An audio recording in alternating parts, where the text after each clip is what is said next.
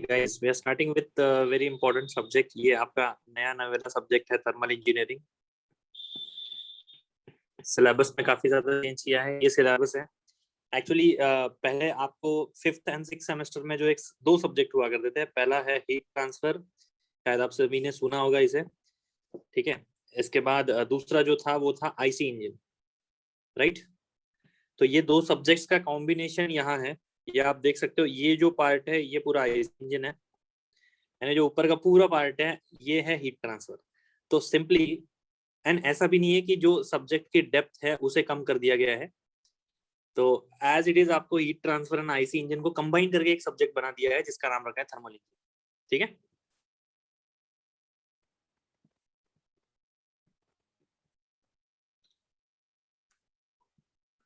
सो देखो यहाँ पे ये first, second, third and fourth module ये आपका हीट ट्रांसफर में आता है। एंड आईसी इंजन में इंटरनल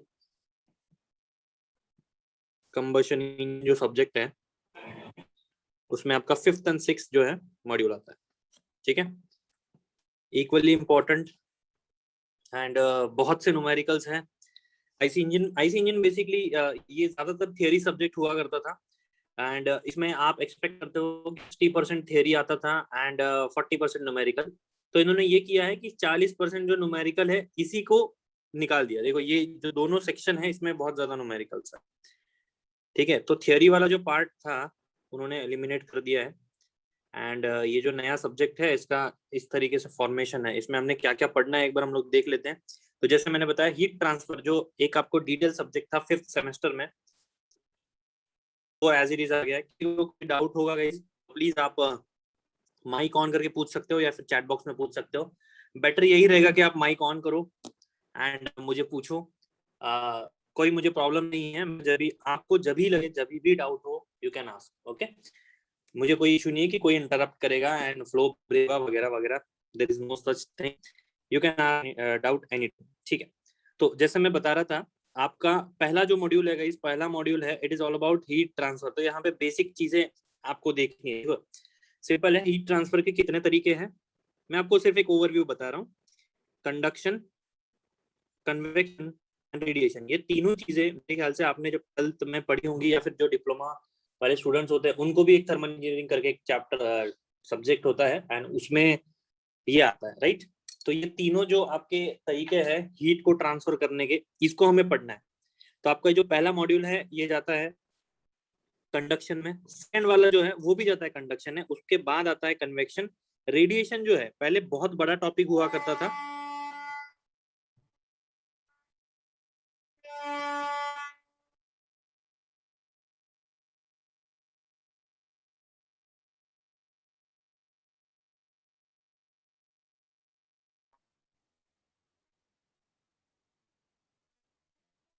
सो रेडिएशन जो है देखो यहाँ पे एक छोटा सा 3.3 में इस टॉपिक को इंसर्ट कर दिया। पहले ये पूरा एक मॉड्यूल हुआ करता था, इसमें काफी सारी चीजें आती थी जैसे रेडिएशन शील्ड, उसके बाद radiation heat transfer.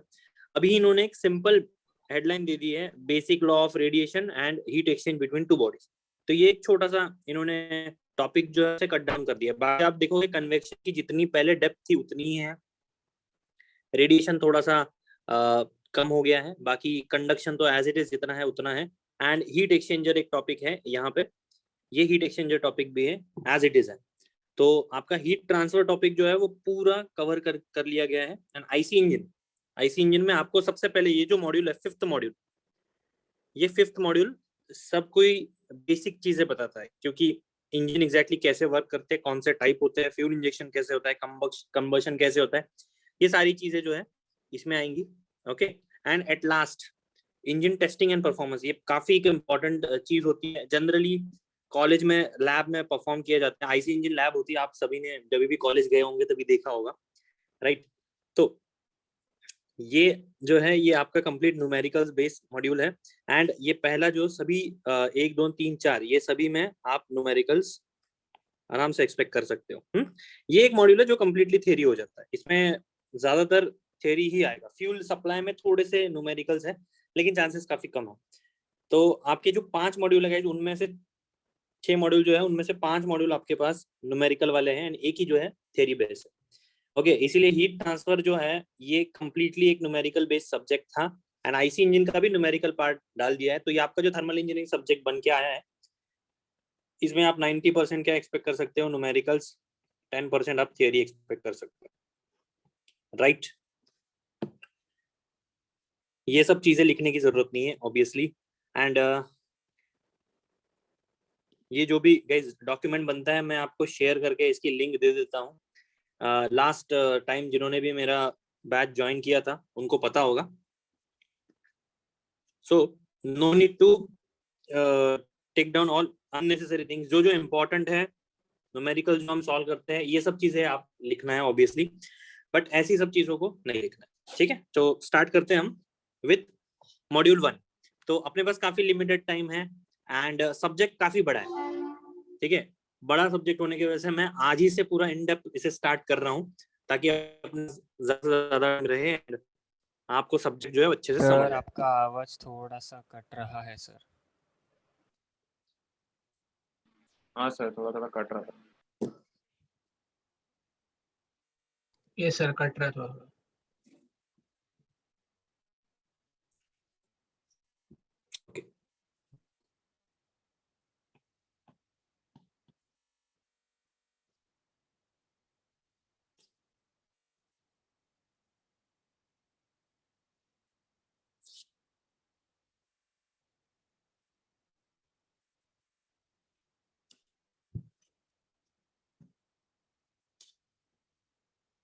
Right.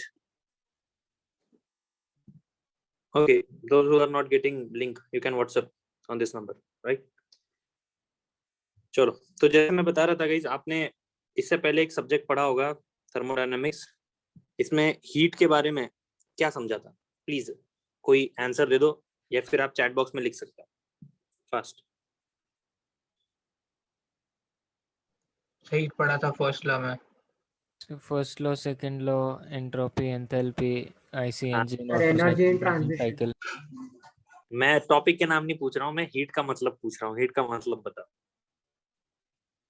Sir energy in transition. Transfer of energy from transfer of temperature one higher point to lower point. So simple है गाइस, इसका आंसर है एनर्जी इन ट्रांजिट। तो मतलब ऐसी एनर्जी जो flow करती है। मैंने, अगर आपने थर्मोडायनामिक्स ज्वाइन किया था मेरी बैच को, तो मैंने बताया था हीट एंड एंथैल्पी में डिफरेंस, राइट। तो गाइस हम लोग यहाँ जो है हीट ट्रांसफर की बात करने वाले हैं, एंथैल्पी का कोई भी लेना देना नहीं है सब्जेक्ट से। जो थर्मोडायनामिक सब्जेक्ट है उसमें आप ज्यादातर एंथैल्पी से डील करते हो, वेरएज हीट ट्रांसफर में, क्योंकि देखो सिंपल है, फिर से मैं आपको एक छोटा सा डेमो दे देता हूँ कि क्या है एंथैल्पी एंड क्या है हीट, राइट। तो लेट्स से ये बॉडी है, तो बॉडी का जो एनर्जी कंटेंट है, इस एनर्जी कंटेंट को क्या बोलूंगा मैं? Enthalpy, right. तो जो बॉडी का एनर्जी कंटेंट है उसमें टोटल जितनी एनर्जी है उसे मैं बोलूंगा कि उसकी इतनी एंथैल्पी है। एंड ऑब्वियसली लेट अस से यहाँ पे और एक बॉडी है, इन दोनों के बीच में क्या कर रहा है? एनर्जी का ट्रांसफर चल रहा है। तो ये जो एनर्जी ट्रांसफर है इसे मैं बोलूंगा हीट, ठीक है। तो हीट कभी भी ट्रांसफर फॉर्म में होती है, वेयर एज बॉडी की जो एनर्जी कंटेंट होती है उसे एंथैल्पी बोलते हैं। मतलब जो स्टेबल फॉर्मेट ऑफ एनर्जी होती है उसे कहते हैं एंथैल्पी, वेयर एज जो ट्रांजिट में होती है या फिर हमेशा मूव करते रहती है, ट्रांसफर होते रहती है, उसे बोलते हैं हीट। एंड अपना जो सब्जेक्ट है थर्मोडायनेमिक सब्जेक्ट, यहाँ पे चलता है बॉडी के अंदर की चीजें क्या चल रही है, गैस के अंदर क्या चल रहा है, सॉलिड के अंदर कितनी हीट है, ये सब चीजें जो है कौन देखता है? थर्मोडायनेमिक्स। तो आपने जो भी हमने क्वेश्चन सॉल्व किए थे थर्मो में, वो सभी उसी तरीके के थे कि किस तरीके से बॉडी के अंदर हीट का मूवमेंट हो रहा है, बॉडी के अंदर बोल रहा हूँ, ठीक है। एंड बॉडी टू बॉडी अगर हीट का मूवमेंट हो रहा है तो यहाँ आ जाता है आपका हीट ट्रांसफर। ये समझ पा रहे हो सब? सर एक बार फिर से एक्सप्लेन करो ना, थोड़ा नहीं मतलब समझा नहीं था। ओके, तो एकदम ही क्लियर बताता हूँ। चलो मैं आपको ना एक प्रैक्टिकल एग्जांपल के साथ ही बता देता हूँ सब कुछ चीजें। देखो ये मैं एक बॉक्स बना रहा हूँ। ये बॉक्स ना मैंने काफी बार बनाया है थर्मोडायनामिक्स में, ठीक है। थर्मोडायनामिक्स में ये बॉक्स मैंने बनाया है। इसको क्या बोलते हैं रे? इसको बोलते हैं इंजन, ठीक है। इसमें ये है piston, right, this is piston, this is cylinder, ठीक है। ये क्या है, ये है क्रैंकशाफ्ट, जहां से एग्जैक्ट पावर का फ्लो हो रहा है, क्रैंकशाफ्ट, ठीक है ना। तो गाइस इसमें यहाँ पे अपने पास गैस है, गैस है मतलब एयर एंड फ्यूल का मिक्सचर है, एयर फ्यूल मिक्सचर एक स्पेसिफिक टर्म है। आप ये समझ लो कि यहाँ पे क्या है, एयर है और उसमें फ्यूल जो है वो मिक्स किया गया है ताकि वो बर्न हो सके, समझ रहे हो कि नहीं। तो अभी जब यहाँ पे बर्निंग प्रोसेस स्टार्ट होता है, जब बर्निंग प्रोसेस स्टार्ट होता है तो बॉडी के पास, बॉडी मतलब मैं किसको फोकस कर रहा हूँ, मैं गैस को फोकस कर रहा हूँ, ठीक है। मैंने थर्मो में आपको फिर से सिस्टम एंड सराउंडिंग वाला कंसेप्ट एक्सप्लेन किया था, तो प्लीज सिस्टम अपनी क्या है, यहाँ पे गैस है, उसके अलावा जो भी है पिस्टन की वॉल, पिस्टन का पिस्टन सिलेंडर अरेंजमेंट वगैरह, ये सब चीजें क्या है सराउंडिंग। तो जो आपका गैस है, यहाँ पे जो गैस बना है, गैस मतलब फ्यूल एंड एयर का मिक्सचर, ठीक है। एंड इस मिक्सचर के पास जो एनर्जी है इसे मैं क्या बोलूंगा, एंथैल्पी, समझ पा रहे हो। मिक्सचर के अंदर जो एनर्जी है या फिर मिक्सचर की एनर्जी की होल्डिंग कितनी है उसे मैं क्या बोलूंगा, एंथैल्पी, ठीक है। अभी ये सारी की सारी एनर्जी जब कंबशन होती है तो किस पे जाती है, पिस्टन पे जाती है, समझ पा रहे हो, सारी एनर्जी कहाँ जाती है, पिस्टन पे।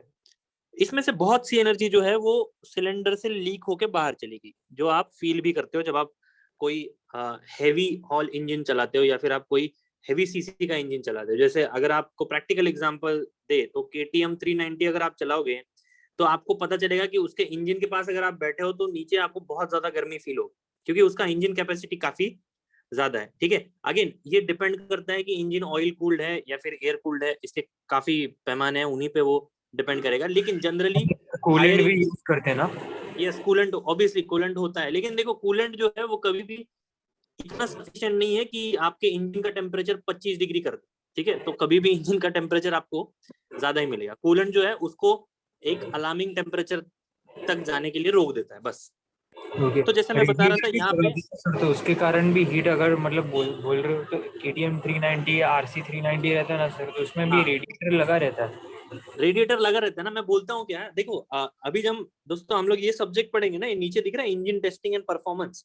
मैं एक सिंपल फैक्ट आपको बता देता हूँ कि अगर मैं 100% पावर जनरेट कर रहा हूँ ना, 100% यहाँ कंबशन हो रहा है, देखो क्या बोल रहा हूँ, 100% अगर यहाँ पे कंबशन में एनर्जी निकल रही है ना, तो उसमें से गाइस आपको ये पता चलेगा कि 35% जो है वो हीट के फॉर्म में वेस्ट हो जाती है, हीट, समझ रहे हो कि अगर मैं 100% कंबशन करा रहा हूँ, पूरे फ्यूल एंड एयर को बर्न करके मैं 100% एनर्जी को रिलीज कर रहा हूँ, तो उसमें से सिर्फ 35% ही 35% कहाँ जाएगी, हीट की तरफ वेस्ट हो जाएगी। हाँ, ऑलमोस्ट 35% जो है वो आपकी पिस्टन पे जाएगी, एंड बाकी जितना बचा है, कितना बचा इसमें 30%, राइट, वो अननेसेसरी रेडिएशन लॉसेस या फिर फ्रिक्शनल लॉसेस उन सब में वेस्ट हो जाएगी, समझ पा रहे हो। मतलब आपका टोटल कंबशन का 35% तो सिर्फ हीट के फॉर्मेट में ही चला जा रहा है, क्लियर है। तो अभी आप रेडिएटर लगाओ, इंजन को ऑयल कूल करो, तो भी वो अपने नॉर्मल टेम्परेचर पे, नॉर्मल टेम्परेचर मतलब मैं बोल रहा हूँ 25 डिग्री, क्योंकि इसके ऊपर हमें हीट फील होगी। 25 डिग्री जो है एक सेट टेम्परेचर है ह्यूमन बॉडी के लिए, यहाँ हमें कंफर्ट जोन फील होता है, ठीक है। अगर आप 25 के नीचे जाओगे तो आपको ठंड लगेगी, 25 के ऊपर जाओगे तो गर्मी लगेगी। इंजन आपका 25 डिग्री पे कभी मेंटेन नहीं हो पाएगा, क्योंकि ऑब्वियसली इसमें जो हीट का प्रोडक्शन हो रहा है, आपने जब हमने थर्मोडायनेमिक्स में ड्यूअल साइकिल या फिर कौन से साइकिल, ऑटो साइकिल पढ़े थे, याद है सबको। Yes sir. उसमें मैक्सिमम टेम्परेचर जाता था 1500 केल्विन, ये सबको क्लियर है। 1500 केल्विन मतलब ऑलमोस्ट 1200 डिग्री सेल्सियस। सोचो आपके इंजन के अंदर 1200 डिग्री सेल्सियस टेम्परेचर बन रहा है, एंड आप रेडिएटर लगा रहे हो, आप ऑयल कूलिंग कर रहे हो, तो भी गाइस इससे भी वो कभी भी 25 डिग्री पे नहीं आ सकता, इसीलिए वो हीट जो है वो वेस्ट होती है, इसको आप किसी भी तरीके से नहीं रोक सकते, समझो। Yes sir. ओके, तो जैसे मैं आपको तीनों सब्जेक्ट्स का एक फॉर्मेशन बता रहा था, ठीक है। इस थर्मोडायनेमिक्स में हमने क्या पढ़ा, ये गैस के अंदर कितनी एनर्जी है उसे पढ़ा, और उसे हम लोग क्या बोल रहे थे, एंथैल्पी, ठीक है। इसके बाद अभी हम लोग कहाँ जा रहे हैं, अभी हम लोग जा रहे हैं कि ये जो वेस्ट के फॉर्म में एनर्जी बाहर जा रही है ना, हीट, इसको हम पढ़ रहे हैं कौन से सब्जेक्ट में, हीट ट्रांसफर, ठीक है। एंड यहाँ पे जो ये रेड एनर्जी, रेड पार्ट का जो पार्ट मैंने बताया जो किस पे जा रहा है, पिस्टन पे जा रहा है, ये क्या है, ये एक्चुअली आपका जो व्हील है यहाँ पे इसको घुमाएगा। एंड ये आपको पावर प्रोड्यूस करा देगा। ठीक है, इसका जो कैलकुलेशन है ये हम देखते हैं आईसी इंजन में। तो गाइस आप समझ सकते हो तीनों सब्जेक्ट कैसे लिंक्ड है। ठीक है, पहला थर्मोडायनेमिक्स कहाँ आ रहा है, इधर गैस के अंदर। उसके बाद उससे जितनी भी एनर्जी आ रही है वो दो पार्ट में बढ़ रही है, एक जा रही है हीट ट्रांसफर में, दूसरी जा रही है वर्क ट्रांसफर में। हम इसको अगर मैं स्पेसिफिकली बताऊं तो ये वर्क ट्रांसफर है। वर्क ट्रांसफर हम लोग किस सब्जेक्ट में पढ़ते हैं, आईसी इंजन में। हीट ट्रांसफर हम लोग कौन से सब्जेक्ट में पढ़ते हैं, हीट ट्रांसफर में। ये समझ पा रहे हो कि? तो ये आपका जो पूरा पोर्शन है ये कि इस इंजन के डायग्राम में मैंने बता दिया है with your third semester subject of thermodynamics. Is it clear? Yes sir. Yes sir. किसी को लिखना है ये लिख लो, सिर्फ आपको जो समझ आया वो लिखना, ये डायग्राम विग्राम नेसेसरी नहीं। किसी को कुछ डाउट है तो पूछो यार। सर जैसे सर रेनी सीजन और विंटर सीजन आता है तो इंजन मतलब बंद पड़ जाता है, वो मतलब एक नॉर्मल सा क्वेश्चन है जो मुझे अब तक पूछ रहा हूँ मैं कि सर वो हाँ। इंजन ठंडा हो जाता है तो सर बाद में उसको जब भी हम लोग किक मार के या इलेक्ट्रिकली जो करते हैं ना सर स्टार्ट, तो होता क्यों नहीं, उसका रीजन क्या है सर? मतलब अंदर वो ठंडा होता है तो वो क्या बोलते हैं देखो पानी। ऐसा, देखो एक सिंपल चीज है यार, मैं तुम्हें एक ये होने के बाद मैं बताता हूँ। हमने थ्योरी ऑफ मशीन पढ़ा था क्या तुमने last semester, kinematics of machinery? Yes sir. हाँ, उसमें हमने ना एक टर्म लिखी थी इसे कहते हैं इनर्शिया। हाँ, बॉडी का इनर्शिया, सभी बॉडी के पास इनर्शिया होता है।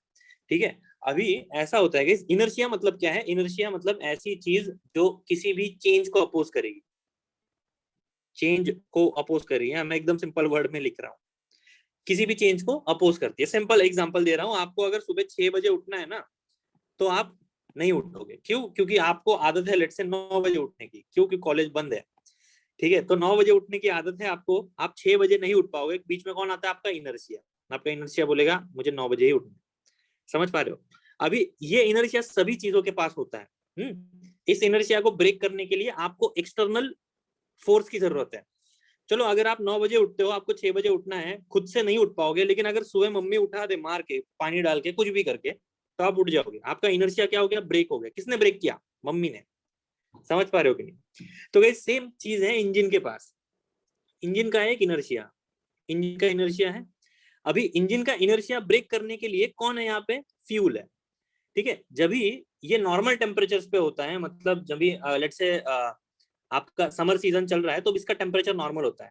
विंटर सीजन में इसका जो टेम्परेचर होता है वो नॉर्मल से कम होता है।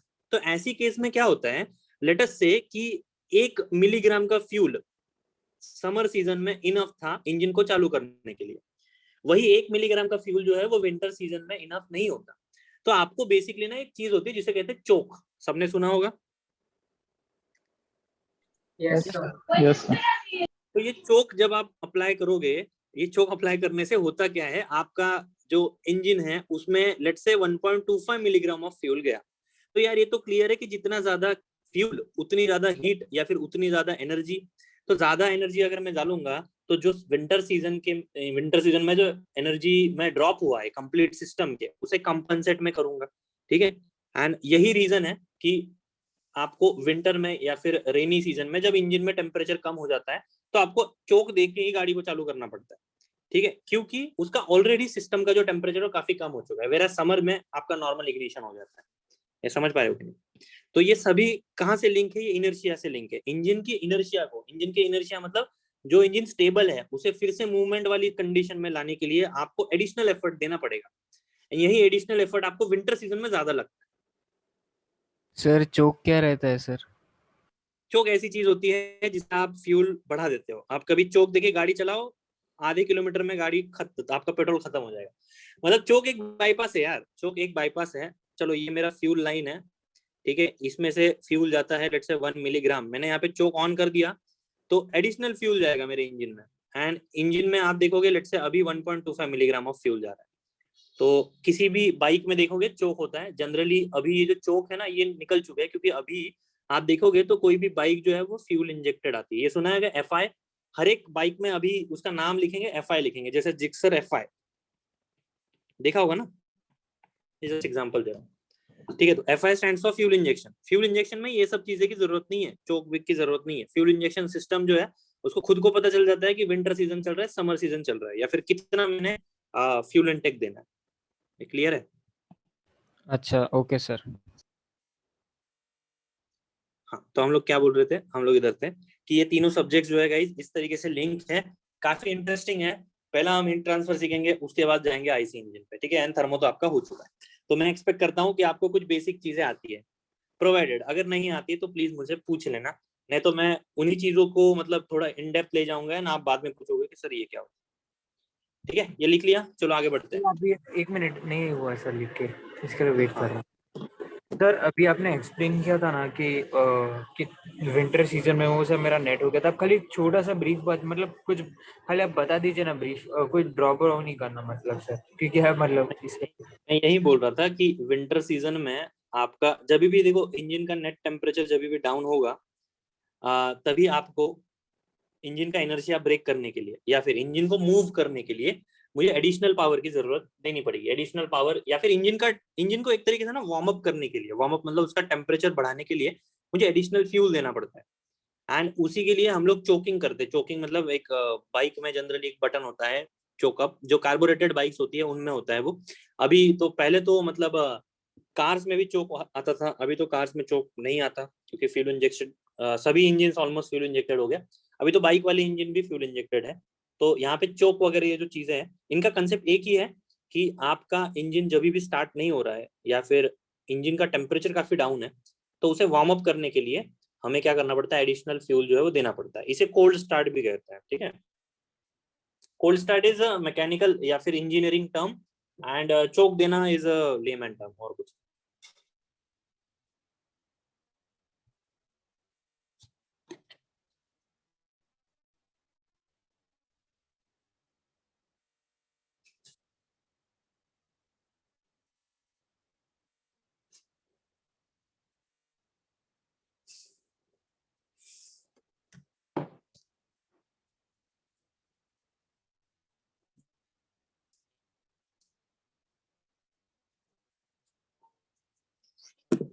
सर हम लोग ये part by part through out the syllabus पढ़ेंगे ना हम लोग?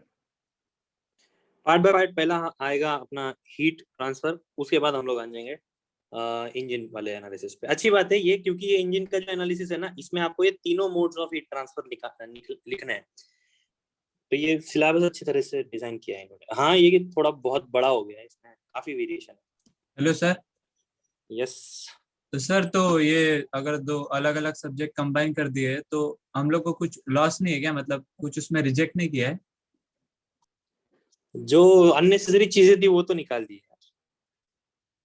सर बट वो आगे जाके वो काम आती थी ना, वो अगर रहता तो। देखो आईसी इंजन में तो मेरे ख्याल से ये दो ही चीजें हैं। देखो ये पहला जो मॉड्यूल है आपका, ये तो पूरा सब्जेक्ट है, इसका तो कोई टेंशन लेने की जरूरत नहीं है। हीट ट्रांसफर पूरा सब्जेक्ट एज इट इज डाल दिया। ये जो है ये आपको बताएगा बेसिक्स अबाउट इंजन, एंड ये आ जाएगा आपके इंजन के एनालिसिस पे। बाकी आईसी इंजन से जो एलिमिनेशन हुआ है, जैसे कार्बोरेटर वगैरह ये सब चीजें निकाल दी, क्योंकि ऑब्वियसली कार्बोरेटर अभी आता ही नहीं, फ्यूल इंजेक्शन सब जगह पे चल रहा है, तो क्यों वो सब चीजें करना। ठीक है, तो एक तरीके से जो मॉडिफिकेशन है आईसी इंजन सब्जेक्ट का, जो मेजर चीजें है ना उनको हटा दिए। आप देखोगे 5 साल बाद तो आईसी इंजन सब्जेक्ट में इलेक्ट्रिकल व्हीकल्स पढ़ाएंगे क्योंकि डिमांड वो है गाइस। अभी सिर्फ आपको इंजन का ब्रीफ दे रहे हैं, इंजन का एनालिसिस दे रहे हैं, बाकी कार्बोरेटर सर सिस्टम अभी की से इंजन इलेक्ट्रिक ये सब व्हीकल चालू कर देना चाहिए था, अभी से ही चालू कर देना चाहिए था ईवी का फिर तो। मैकेनिकल वालों को इंडक्शन मोटर पता है क्या, बताओ। हम लोग को इंडक्शन मोटर नहीं पता है ना, तो हम लोग कैसे कैसे करेंगे, या फिर बैटरी कैसी होती है, ये सब चीजें तो नहीं पता है। वो तो स्पेसिफिकली जब ऑटोमोबाइल आएगा उसी में पढ़ाएंगे यार, मेरे ख्याल से। आईसी इंजन एक ऐसा टॉपिक है जो इन फ्यूचर नहीं रहेगा। चलो, तो गाइस मैं आपको बता रहा था कि हीट ट्रांसफर किस तरीके से होता है, या फिर क्या क्या तरीके होते हैं, कितने मोड्स है हीट ट्रांसफर के। तो बेसिक से हम लोग स्टार्ट कर रहे हैं, कंडक्शन, कंडक्शन, कन्वेक्शन, रेडिएशन। ठीक है, तो क्या क्या है ये कंडक्शन, कन्वेक्शन, रेडिएशन। ऑब्वियसली ये सिर्फ और सिर्फ डिपेंड करता है कि आपके पास कौन से टाइप का मटेरियल है, या फिर कौन सी बॉडीज में हीट ट्रांसफर हो रहा है। ठीक है, अगर दो सॉलिड बॉडीज में हीट ट्रांसफर हो रहा है तो समझ जाओ कौन सा मोड एग्जिस्ट करेगा, कंडक्शन। अगर गैसेस में हो रहा है तो क्या है, कन्वेक्शन। एंड कोई मीडियम नहीं है, मतलब कोई भी फ्लूइड एग्जिस्ट नहीं करता वहां पे, या फिर कोई भी सॉलिड बॉडी एग्जिस्ट नहीं करती। इसे मैं करेक्ट कर देता हूँ, फ्लूइड्स बोल देता हूँ, ठीक है। अभी आप बोलोगे सर फ्लूइड्स गैसेस क्या, तो फ्लूइड्स में क्या आता है गाइस, लिक्विड्स भी आते हैं एंड क्या आता है, गैसेस भी आते हैं। समझ पा रहे हो, ठीक है। तो conduction, convection, radiation, these are nothing but 3 modes of heat transfer. And you will find कि कंडक्शन जो है वो सॉलिड बॉडीज के बीच में होगा, मतलब 2 रॉड्स मैंने कनेक्ट कर दिया, फिर जहां पे भी सॉलिड बॉडी आपको दिख रही है वहां कंडक्शन होता है। कन्वेक्शन जो है वो लिक्विड्स एंड गैसेस के थ्रू होता है। रेडिएशन को किसी भी मीडियम की जरूरत नहीं है, तो ऑब्वियसली जहां पे ये दोनों चीजें नहीं रहेंगी वहां पे भी हीट का फ्लो हो ही जाएगा। एंड कौन से तरीके से होगा, उसे कहेंगे रेडिएशन। समझ पा रहे हो? Sir, तो can you repeat, sir? Okay, चलो मैं फिर से आ जाता हूँ यहाँ। मैं एक एग्जांपल के साथ ही आपको एक्सप्लेन करता हूँ गाइस। ये क्या है, ये है सन, ये अर्थ। ये क्लासिकल एग्जांपल है। अर्थ में क्या है, सॉलिड बॉडीज है एज वेल एज लिक्विड्स है, गैसेस है। तो गाइस जो भी हीट ट्रांसफर सॉलिड बॉडीज के अंदर से होता है उसे क्या बोलेंगे हम, कंडक्शन। उसके बाद लेटस से यहाँ तक एयर का लेयर है, अर्थ से थोड़ा बाहर तक एयर का लेयर है, ठीक है। तो यहाँ से मतलब जो फ्लूइड है, फ्लूइड या फिर यहाँ स्पेसिफिकली मैं बताऊं तो एयर है, एयर से जो हीट ट्रांसफर होगा इसे क्या कहेंगे, कन्वेक्शन, ठीक है। एंड एट लास्ट आगे कोई मीडियम है क्या, कोई मीडियम नहीं है, तो यहाँ से भी हीट ट्रांसफर होगा, इसे क्या कहेंगे, रेडिएशन। तो ये कॉमन चीज है कि सन से एनर्जी आ रही है, बीच में तो कोई मीडियम नहीं है, तो फिर एनर्जी कैसे आ रही है, क्योंकि मेजॉरिटी ऑफ पोर्शन जो है वो रेडिएशन से आती है। मेजॉरिटी ऑफ एनर्जी जो है वो कहाँ से आती है, रेडिएशन से आती है। उसके बाद वो अर्थ में एंटर करेगी bye means of conduction and convection. ये क्लियर है? सो कंडक्शन, कन्वेक्शन एंड रेडिएशन को हम बेसिकली 3 ही पार्ट में डिवाइड करें, या फिर उनका स्पेसिफिक क्या है जिसकी वजह से हम उन्हें अलग अलग कर रहे हैं। तो नेचर कि किस तरीके से हीट फ्लो हो रहा है, सॉलिड बॉडीज से हो रहा है तो कंडक्शन, फ्लूइड से हो रहा है, फ्लूइड्स में लिक्विड एंड गैसेस दोनों आते हैं तो कन्वेक्शन, एंड अगर रेडिएशन है तो इसमें कोई मीडियम की जरूरत नहीं है, ठीक है। एक छोटा सा मैं क्वेश्चन पूछता हूँ या फिर एक इन्फो आपको बता देता हूँ, ठीक है। अगर कोई भी एक बॉडी है, ये सारे जो है जनरल साइंस है और कुछ नहीं है, मैं आपको कॉमन सेंस बता रहा हूँ। कोई भी एक बॉडी है, इसके पास एनर्जी है, ठीक है, इसके पास क्या है, एनर्जी है। तो ये एनर्जी जो है ये कभी भी तीनों फॉर्म में डिसिपेट करती है। मतलब आपको ये पता चलेगा कि तो बहुत सी जितनी भी एनर्जी है उसमें से थोड़ा पार्ट जो है कंडक्शन के तरीके से फ्लो हुआ, सिमिलरली पैरेलल मोड में बचा हुआ पार्ट कन्वेक्शन के तरीके से फ्लो हो रहा है, एज वेल एज रेडिएशन के तरीके से भी फ्लो हो रहा है। तो ये मैं अभी से आपकी अंडरस्टैंडिंग बना रहा हूं कि अगर किसी भी बॉडी के पास एनर्जी है तो उसमें से जो एनर्जी का फ्लो है वो ऐसे स्टेप बाय स्टेप नहीं होता। जैसे मैंने आपको पहले वो अर्थ वाला एग्जांपल से बताया कि थोड़ा कंडक्शन हुआ, उसके बाद कन्वेक्शन हुआ, उसके बाद रेडिएशन हुआ।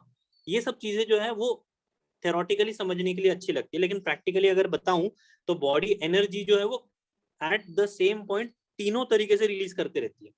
मतलब उसकी एनर्जी जो है, उसका टेम्परेचर में जो ड्रॉप हो रहा है वो थोड़ा सा पार्ट कंडक्शन भी ले जाएगा, कन्वेक्शन भी ले जाएगा, रेडिएशन भी ले जाएगा। ये समझ पा रहे हो?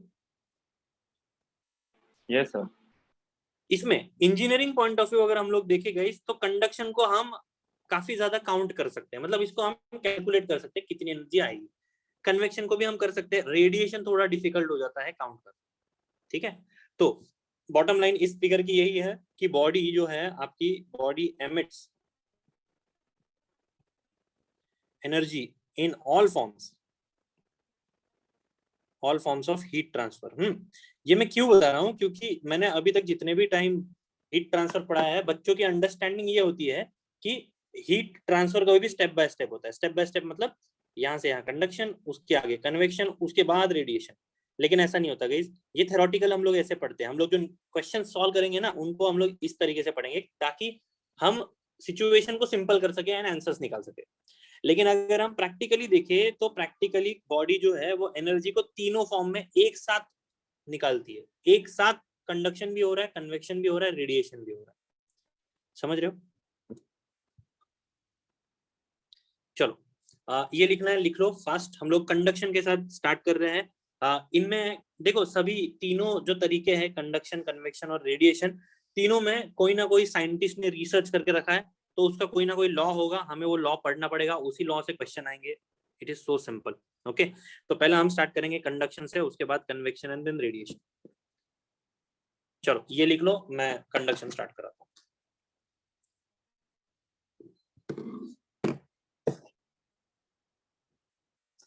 Hello sir. बोलो। सर कंडक्शन सिर्फ सॉलिड बॉडी में ही हो सकता है क्या, लिक्विड में नहीं हो सकता? लिक्विड में कन्वेक्शन है भाई। लेकिन सर कंडक्शन वो पार्टिकल्स की वजह से होता है ना, तो पार्टिकल्स तो हाँ। लिक्विड में भी होते हैं। नहीं, रीजन क्या है बताता हूँ ना मैं आपको। पार्टिकल्स है, ये डोमिनेंट रीजन है, लेकिन इसके अलावा भी एक रीजन है।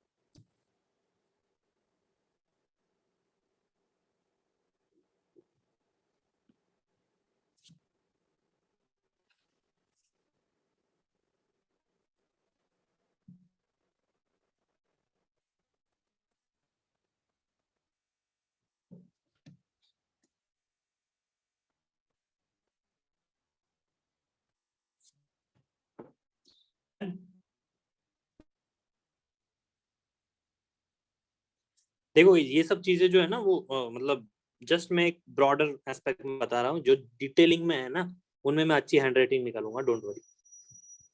ये तो मैं फास्ट फास्ट लिख रहा हूँ, इसीलिए हमें करना है ये। चलो कंडक्शन स्टार्ट करते हैं।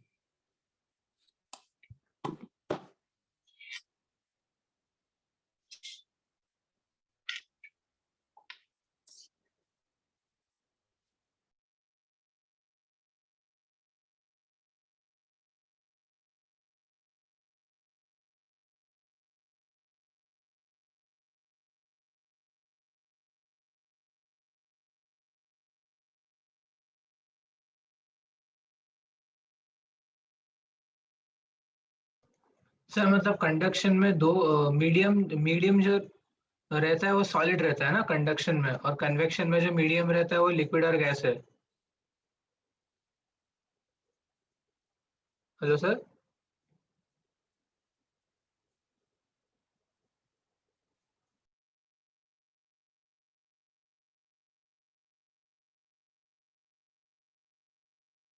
क्या हुआ, कुछ डाउट पूछा किसी ने?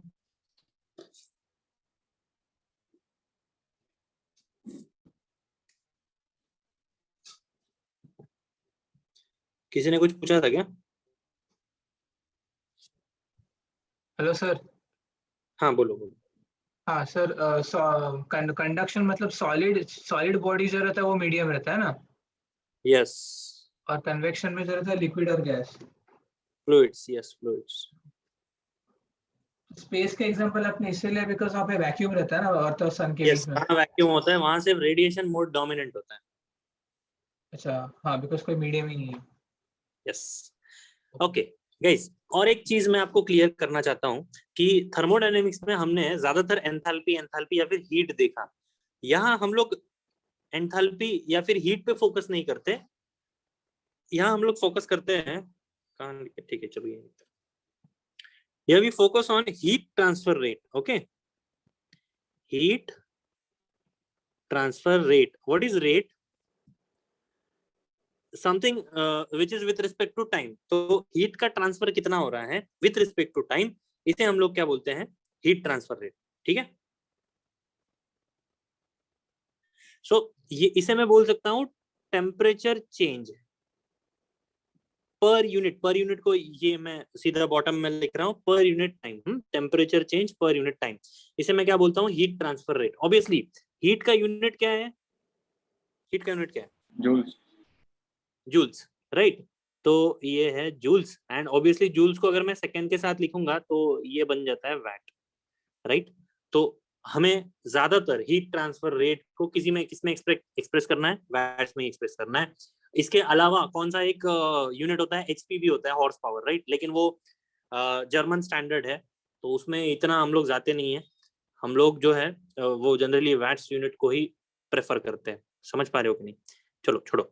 तो जैसे मैं बता रहा था, कंडक्शन कंडक्शन एग्जैक्टली होता क्यों है? कंडक्शन का मतलब ये है कि आपका एनर्जी ट्रांसफर हो रहा है through one part of body to another part of body. ठीक है, जो दोनों क्या है, कनेक्टेड है by means of some solid medium.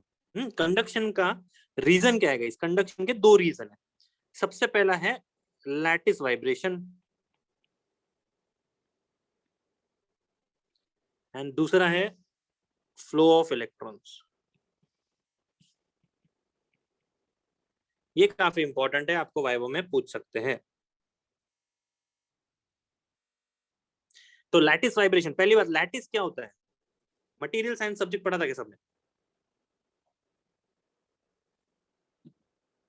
तो क्रिस्टल अरेंजमेंट होता है ना सर? हाँ, तो Atom मटेरियल arrangement. साइंस जो सब्जेक्ट, हाँ देखो क्या एग्जैक्टली लैटिस मतलब क्या guys, in which atom are arranged. Later से ये सारे क्या है, इस तरीके से जो एटम है सब अरेंज्ड है। ठीक है, अभी होता क्या है, जैसे ही आप किसी पर्टिकुलर पार्ट पे, लेट्स से ये एक बार है, हाँ ये एक सॉलिड बार है, इसमें सिर्फ ये 4 ही लाइंस है जिनमें ये एटम्स है। ठीक है, तो अगर मैं इसको इस वाले को हीट करता हूँ ना, हीट करता हूँ, तो ये लाइन जो है ये क्या करने लगेगी, वाइब्रेट करेगी। वाइब्रेट क्यों करेगी? क्योंकि आपको भी पता है कि किसी भी बॉडी के पास अगर एनर्जी आती है, एनर्जी अगर आती है तो वो क्या करता है, उसको स्पेंड करने का ट्राई करता है, राइट? ये आपने भी सुना होगा कि मैंने ये आपको बताया था कि किसी भी मॉलिक्यूल के पास अगर एनर्जी आती है तो वो मूव करना स्टार्ट करता है। ठीक है, अभी ये लैटिस में एटम तो काफी फिक्स्ड होते हैं, तो ये क्या करते हैं, वाइब्रेट करना स्टार्ट करते हैं। तो वाइब्रेट करेंगे तो ये क्या करते हैं, धीरे धीरे एनर्जी को क्या करते हैं, पास ऑन करते जाते हैं आगे वाले मॉलिक्यूल्स पे या फिर आगे वाले एटम्स पे। ठीक है, एंड इस तरीके से आपकी एनर्जी जो है वो फ्लो हो रही है। समझ पा रहे हो? Yes sir. और एक रीजन है, बहुत ज्यादा डोमिनेंट रीजन है, उसे कहते हैं फ्लो ऑफ इलेक्ट्रॉन्स। अभी ये काफी इंपॉर्टेंट है कंसेप्चुअली। देखो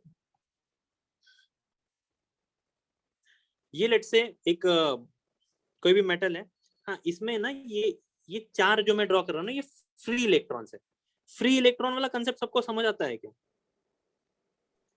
valency, random valency motion, valence electron छोड़ के जो, वैलेंसी राइट।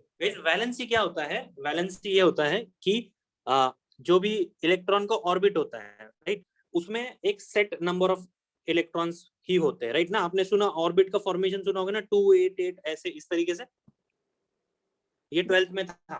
ठीक है, छोड़ो अभी भूल गए तो डोंट वरी। तो जितने भी वैलेंस इलेक्ट्रॉन्स हैं या फिर जितने फ्री इलेक्ट्रॉन्स हैं, वो क्या होते हैं, वो मेजर सोर्स होते हैं किसके, हीट को कैरी करने के। जैसे ही आप इसे हीट दोगे तो गाइस सब बाकी के जो इलेक्ट्रॉन्स है या फिर बाकी के जो एटम्स है वो तो मूव करना स्टार्ट कर देंगे। समझ रहे हो कि नहीं? क्या करेंगे वो एटम्स, क्या करेंगे, मूव करना स्टार्ट कर देंगे। उनके अंदर जो फ्री इलेक्ट्रॉन्स है वो उस हीट को लेंगे। अभी होता क्या है कि फ्री इलेक्ट्रॉन्स जो है गाइस, ये इतने फ्री है कि इसके पास कोई काम नहीं है।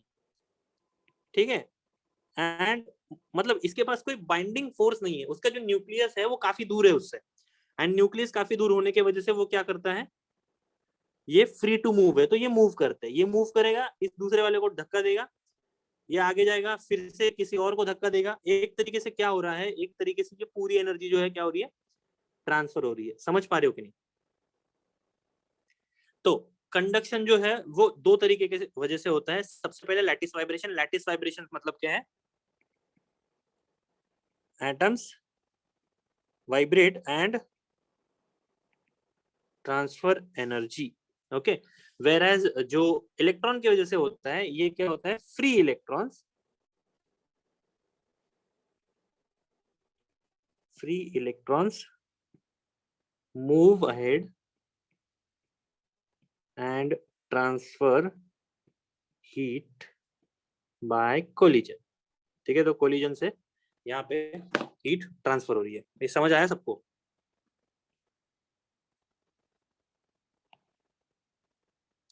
समझ आया कि नहीं? हाँ या ना कुछ बोलो, नहीं आया तो कुछ और जुगाड़ लगाएंगे। Sir yes sir yes.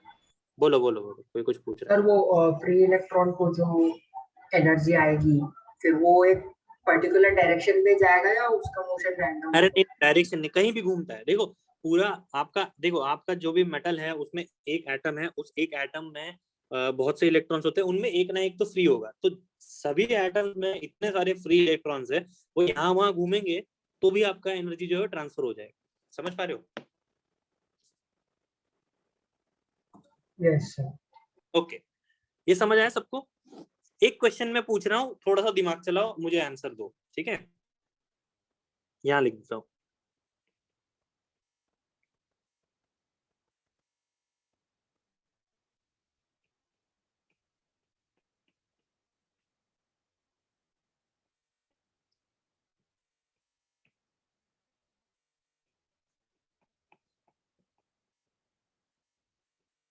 तो गाइस ये मैं लिख रहा हूँ, कॉमन सेंस वाला स्टेटमेंट है, लेकिन इसमें एक कंक्लूजन आता है कि good conductor of heat can be good conductor of electricity as well. ठीक है, ये सबको समझ आ रहा है? क्योंकि इलेक्ट्रिसिटी भी फ्री इलेक्ट्रॉन्स की वजह से ही फ्लो होती है, राइट? बट मुझे एक बताओ कि क्या इंसुलेटर में हीट का फ्लो हो सकता है? Yes sir. कैसे? No sir. अगर एक वुड को गर्म करते तो एक वुड एक हद के बाद गर्म हो ही जाता है। नहीं, गरम वाला नहीं बोल रहा हूँ यार, गरम से तो जल जाएगा ना फिर वो।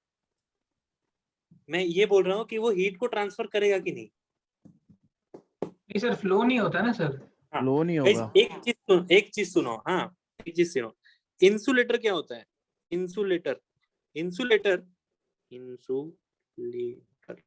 इंसुलेटर को बोलते हैं बैड कंडक्टर। क्या बोलते हैं? इंसुलेटर को क्या बोलते हैं? Bad conductor. But just focus on this word bad conductor, लेकिन वो अभी भी कंडक्टर है। ये समझ पा रहे हो कि नहीं? Yes sir. होगा इंसुलेटर but एक very bad little, conductor है। यस हाँ, सर, तो वेरी इसका लिटिल। रीजन क्या है कि वो अभी भी, वो ठीक है, वो घटिया कंडक्टर है, लेकिन वो कंडक्टर क्यों है? वो कंडक्टर है इस रीजन की वजह से, लैटिस वाइब्रेशन। देखो, अगर उसके पास फ्री इलेक्ट्रॉन्स नहीं है, देखो इंसुलेटर कौन होता है ना? इंसुलेटर वही होता है जिसके पास फ्री इलेक्ट्रॉन्स नहीं रहते। हाँ, तो अगर मैं आपको टेक्निकली बताऊं ना गाइस, तो हीट का ट्रांसफर 70% इन इलेक्ट्रॉन्स की वजह से होता है, 30% जो है वो लैटिस वाइब्रेशन की वजह से होता है। ठीक है, तो आपका 70% ऑफ हीट जो है वो इलेक्ट्रॉन्स की वजह से ट्रांसफर हो रहा है। मुझे एक इंसुलेटर बनाना है, तो मैं क्या करता हूँ? इंसुलेटर बनाने के लिए एक ऐसा एलिमेंट लेता हूँ जिसमें इलेक्ट्रॉन्स कम है, या फिर वैलेंस इलेक्ट्रॉन्स नहीं है, ठीक है, या फिर वो काफी न्यूट्रल है, तो वो अच्छे इंसुलेटर का काम करेगा। लेकिन वो कंप्लीट हीट कभी रोक सकता है? वो कंप्लीट हीट कभी रोक सकता है? नहीं सर। नहीं रोक सकता, क्योंकि उसका रीजन है लैटिस वाइब्रेशन। आप कुछ भी करो, लैटिस वाइब्रेशन तो होंगे। समझ रहे हो? इसीलिए गाइस, थर्मास में अगर आप क्या रखते हो, गर्म चाय रखते हो, तो वो सालों साल गर्म रहती है क्या? नहीं, वो 2-4 घंटे में ही ठंडी हो जाती है। क्यों? क्योंकि आपने भले ही एक ऐसा मटेरियल लगा दिया जिसमें इलेक्ट्रॉन्स नहीं है, लेकिन उसमें लैटिस वाइब्रेशन तो हो गई। लैटिस वाइब्रेशन को कोई रोक नहीं सकता। समझ पा रहे हो? इसीलिए परफेक्ट इंसुलेटर बनाना इम्पॉसिबल है, इसीलिए एडियाबैटिक सिस्टम बनाना इम्पॉसिबल है। अभी आप बोलोगे एडियाबैटिक सिस्टम क्या है? किसी को याद है क्या adiabatic system? Yes sir. Heat transfer transfer zero रहता है आसपास। हीट ट्रांसफर को जीरो कैसे करेंगे? इंसुलेटर लगा के। क्या हम परफेक्ट एडियाबैटिक सिस्टम बना सकते हैं? नहीं सर। नहीं बनेगा सर, हीट तो निकलेगा। क्या परफेक्ट एडियाबैटिक सिस्टम बनाने का बेनिफिट है? और अगर हीट को प्रोलॉन्ग पीरियड ऑफ टाइम के लिए ट्रैप करके रखना है तो सर। हाँ, या फिर इससे मैं आपको एक प्रैक्टिकल एग्जांपल देता हूँ। देखो, जैसे मैंने आपको बताया कि ये इंजन है, इंजन में आप कितनी एनर्जी जनरेट कर रहे हो? 100% एनर्जी जनरेट कर रहे हो। उसमें से वर्क के फॉर्म में कितनी एनर्जी जा रही है? 35%। हीट के फॉर्म में कितनी एनर्जी जा रही है? 35%। अगर मैं परफेक्ट इंसुलेटर बना देता हूं, तो क्या इस 35% एनर्जी को मैं कुछ भी करके यहाँ डाइवर्ट कर सकता हूँ क्या? हाँ सर, कर सकता हूँ। Yes sir. अगर वो मैंने कर दिया तो मेरा वर्क आउटपुट बढ़ जाएगा। या फिर सोचो, अगर मैंने परफेक्ट एडियाबैटिक सिस्टम बना दी, तो मैं कार्नोट की एफिशिएंसी को भी तोड़ दूंगा। हाँ क्योंकि सर, हाँ ये समझ पा रहे हो कि नहीं? ये थर्मो से रिलेटेड है। ठीक है, आप लोगों ने थर्मो अगर अच्छे से समझा, मैं नहीं समझाया था यार, तो प्लीज, जो लोग मेरे बैच में थे, मेरी इज्जत रखो। तो अगर आप इस हीट को ट्रैप करना, या फिर इस हीट को ट्रैप करना सीख जाते हो, तो आप कार्नोट एफिशिएंसी को बीट कर दोगे। लेकिन उसके लिए आपको क्या चाहिए? इसके लिए आपको एडियाबैटिक सिस्टम चाहिए। एंड एडियाबैटिक सिस्टम अगर आपको चाहिए, तो उसके लिए आपको क्या लगाना पड़ेगा? इंसुलेटर लगाना पड़ेगा। एंड इंसुलेटर का प्रॉब्लम क्या है? वो बैड कंडक्टर है, लेकिन वो अभी भी क्या है, कंडक्टर है, एंड इसके वजह से वो कभी भी कंप्लीट हीट को ट्रैप नहीं कर पाता, एंड इंजन की एफिशिएंसी कभी भी कार्नोट से काफी कम आती है। सिंपल। कार्नोट आइडियल था ना। यस, कार्नोट आइडियल था, एंड कार्नोट में ये अज्यूम किया गया था कि जो इंजन की वॉल्स है वो कैसी है, एडियाबैटिक है, एंड ऑब्वियसली ये तो पॉसिबल नहीं है, बट स्टिल अभी क्या बोल दिया उन्होंने तो हम भी सोच रहे हैं इसी बारे में। बट इससे ना गाइस कैसा होता है, जब आदमी काफी आइडियलिस्टिक चीजों को अज्यूम करता है तो रियलिटी के जो ट्रूथ है ना वो आपको इजीली समझ आ जाता है कि ये आइडियल है ये रियल है, आप इजीली डिफरेंशिएट कर लोगे, एंड उसमें क्या प्रॉब्लम आते हैं वो भी डिफरेंशिएट कर लोगे। तो मेरे ख्याल से आपको कंडक्शन समझ आया, लिख लो, किसी को कुछ डाउट हो तो पूछो यार। मतलब sir bad conductor insulators engines पे ये जो पिस्टन्स के साइड से वो सब लगाते हैं और वो बैंड कंडक्टर और हीट इतना ट्रांसफर नहीं करने देता वो। yes. तो उसमें भी ऐसा होता है कि आप देखो लिमिट से ज्यादा हीट को ट्रैप नहीं कर सकते, क्योंकि आपके जो मटेरियल्स हैं, आप मेजॉरिटी जो आपका सिलेंडर होता है उसमें यूज कर कास्ट आयरन। अब ये कास्ट आयरन का प्रॉब्लम ऐसा होता है कि आप उसे एक लेवल के ऊपर अगर हीट कर दोगे तो उसमें सॉफ्टनिंग इफेक्ट आ जाएगा, इसीलिए आपको हीट को नहीं देना पड़ता, आप कंप्लीट हीट को ट्रैप नहीं कर सकते।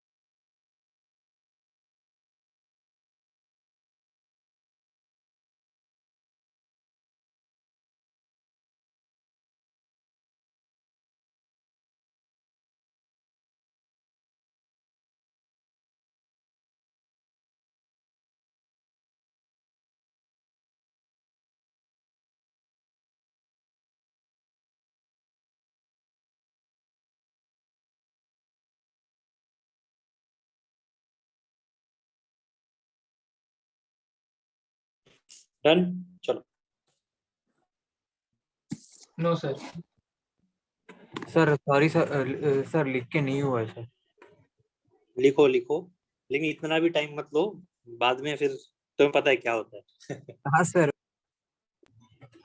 सर अभी एक्सप्लेनेशन खत्म हो गया sir, I think sir 2 minute हुआ है आपका, और बाद में सर अभी लिखने के लिए भी तो सर टाइम चाहिए सर, इतना सारा इसके लिए। लिखो लिखो लिखो।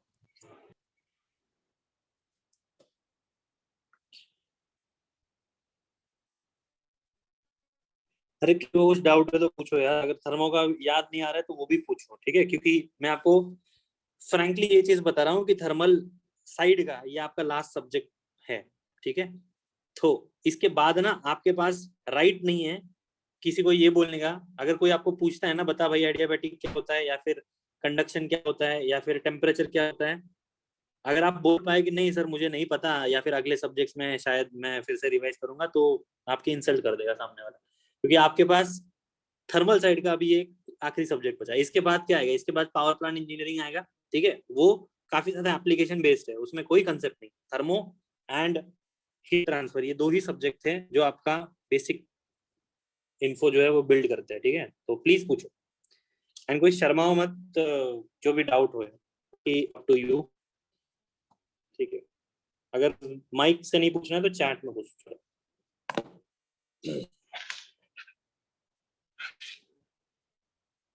सर ये लिक्विड से कंपेयर करके बताइए ना।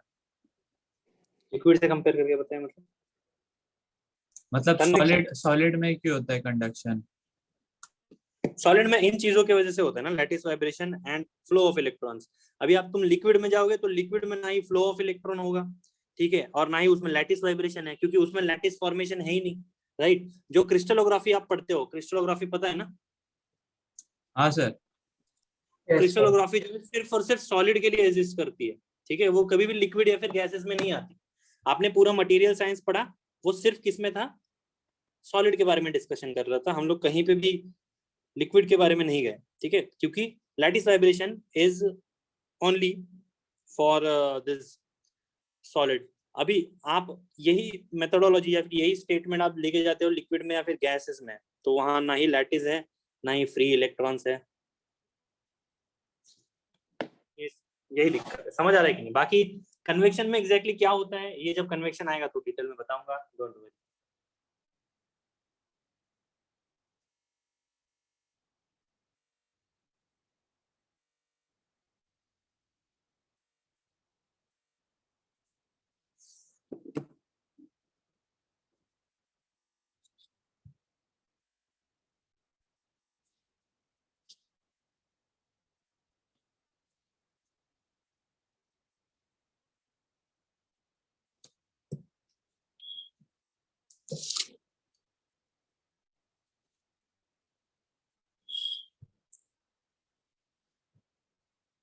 सर आप इस बार मतलब क्लासेस कंसिस्टेंट लेंगे ना सर? कि लास्ट सेमेस्टर जो हुआ था सर, एकदम 3-4 क्लास लगातार हुए ही नहीं थे, फिर मतलब पूरा लिंक टूट गया था, इसलिए। कंसिस्टेंट एंड स्टार्टिंग से ही एक्स्ट्रा लेक्चर, 2 महीने में आपका सिलेबस खत्म। सर आपको Okay. कोरोना हुआ था, आपका हेल्थ कैसा है सर अभी? अभी तो ठीक है यार, अभी तो कितना 2 महीना हो गया ना, 1 डेढ़ महीना हो गया, 1.5। अच्छा,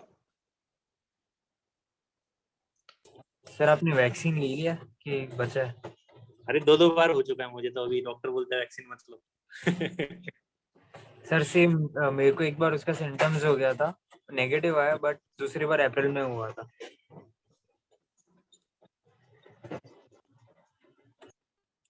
ऐसा है भाई, संभाल के रहो। ऐसा नहीं है सर, जो घर पे बैठता है उसको नहीं, उसको होता है। जो घर पे नहीं रहता ना सर, उसको नहीं होता कुछ, वो समझ लो सर, वो तो मैं जान गया हूँ इतने महीने में। जा फिर बाहर घूमो। वही कर रहा हूँ सर अभी।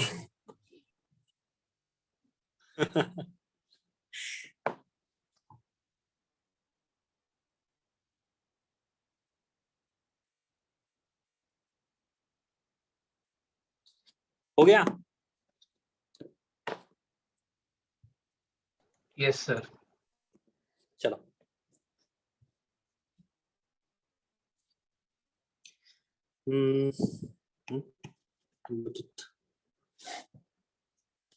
स्क्रीन दिख रहा है ना? हाँ सर।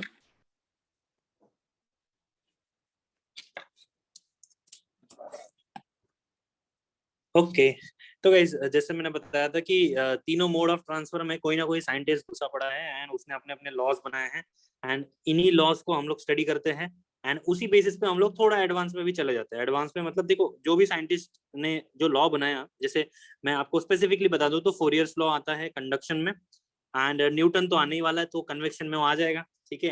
एंड किरचॉफ लॉ वगैरह ये सब चीजें जो है वो आपको मिलेंगी रेडिएशन में। रेडिएशन का लॉस वाला चार्ट है ना वो काफी कम हो गया है, तो रेडिएशन काफी बड़ा टॉपिक था, इन्होंने एक लाइन में रेडिएशन को खत्म कर दिया है ये इधर। लेकिन मैं थोड़ा इन डेप्थ आपको बता दूंगा क्योंकि मुझे लगता है कि ये इन्होंने एक लाइन में बताया है लेकिन ये पूछेंगे सब कुछ, ठीक है, क्योंकि यूनिवर्सिटी का पैटर्न आपको पता है, copy paste.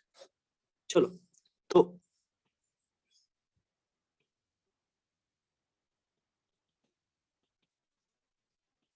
फोरियर्स law of conduction, तो इस लॉ क्या है, ऑब्वियसली ये हमें समझना है। एंड लॉ का जो स्टेटमेंट है वो काफी सिंपल है। दिस कंडक्शन लॉ आपको क्या बताएगा, आपको ये बताता है कि कितना हीट ट्रांसफर हो रहा है, कितना heat transfer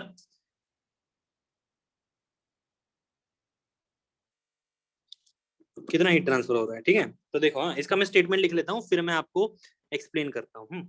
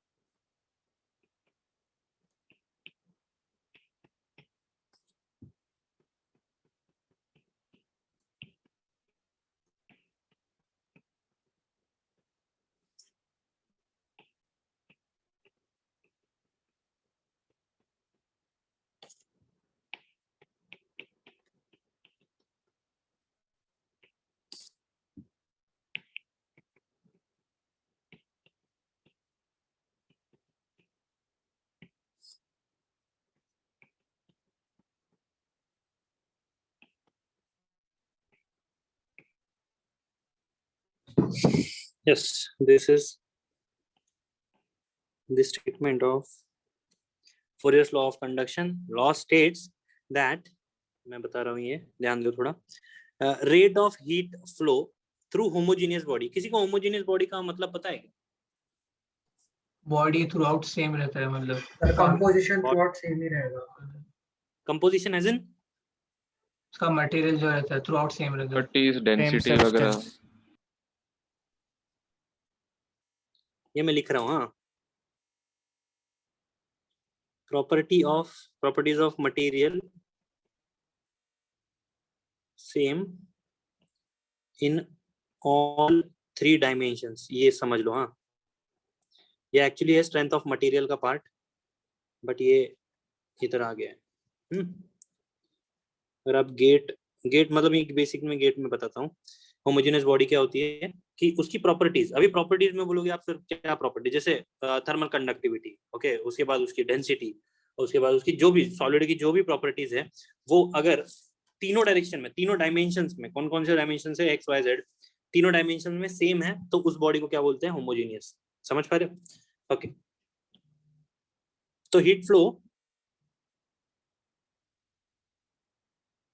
through homogeneous body is directly proportional to area of section perpendicular to direction of heat flow and to change in temperature with respect to length. देखो, किसी को भी इस स्टेटमेंट से कभी भी कुछ नहीं समझता, ठीक है. अभी हम लोग इसका एप्लीकेशन देखते हैं, एप्लीकेशन या फिर एग्जैक्टली स्टेटमेंट क्या है, एंड एक एग्जांपल से समझेंगे तो आपको अच्छे से पता चलेगा. ठीक है. मैं एक एग्जांपल देता हूँ, एक छोटा सा सेटअप ड्रॉ कर देता हूँ.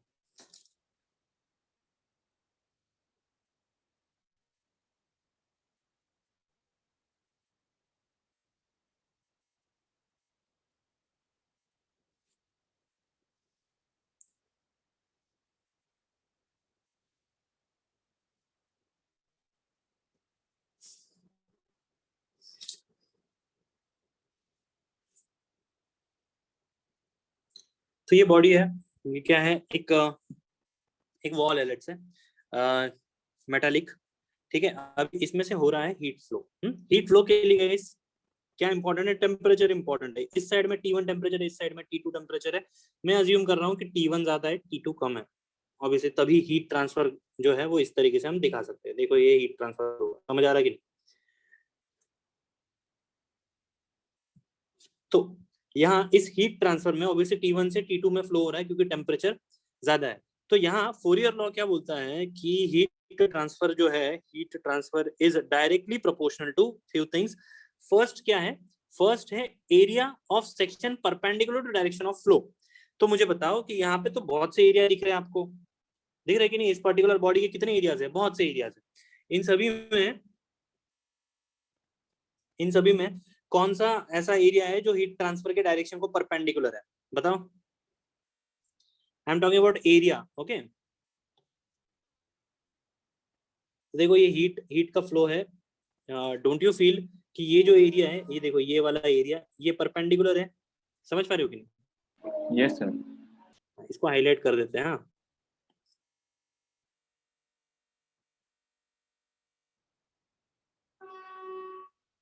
देखो ग्रीन जो है ना, इस एरिया को मैंने हाईलाइट कर दिया. So heat transfer is proportional to area which is perpendicular to direction of flow. Now please remember this कि यार एरिया जो है वो आपको 1000 जगह पे मिल जाएगा, ठीक है. एक पर्टिकुलर बॉडी के बहुत एरिया होते हैं, बहुत से उसके डायमेंशंस होते हैं, ठीक है. उसके बाद उसका क्रॉस सेक्शनल एरिया होता है, उसका सरफेस एरिया होता है, बहुत से एरिया. आपको क्या समझना है, हीट का जो डायरेक्शन है उसे परपेंडिकुलर, ठीक है. हीट का डायरेक्शन आपको दिया होगा, उसे परपेंडिकुलर हमें क्या देखना है, एरिया देखना है. Is it clear? Right. Yes sir. हाँ, तो पहला आपका स्टेटमेंट है heat flow through homogeneous bodies directly proportional to area of section perpendicular direction of heat flow and to change in temperature with respect to length. चलो, हाँ, ये एक term जो है ना, change in temperature with respect to length, इसे मैं लिख रहा हूँ in differential form. What is dt? dt is nothing but change in temperature, and ये डायमेंशन को मैं लिख रहा हूँ x.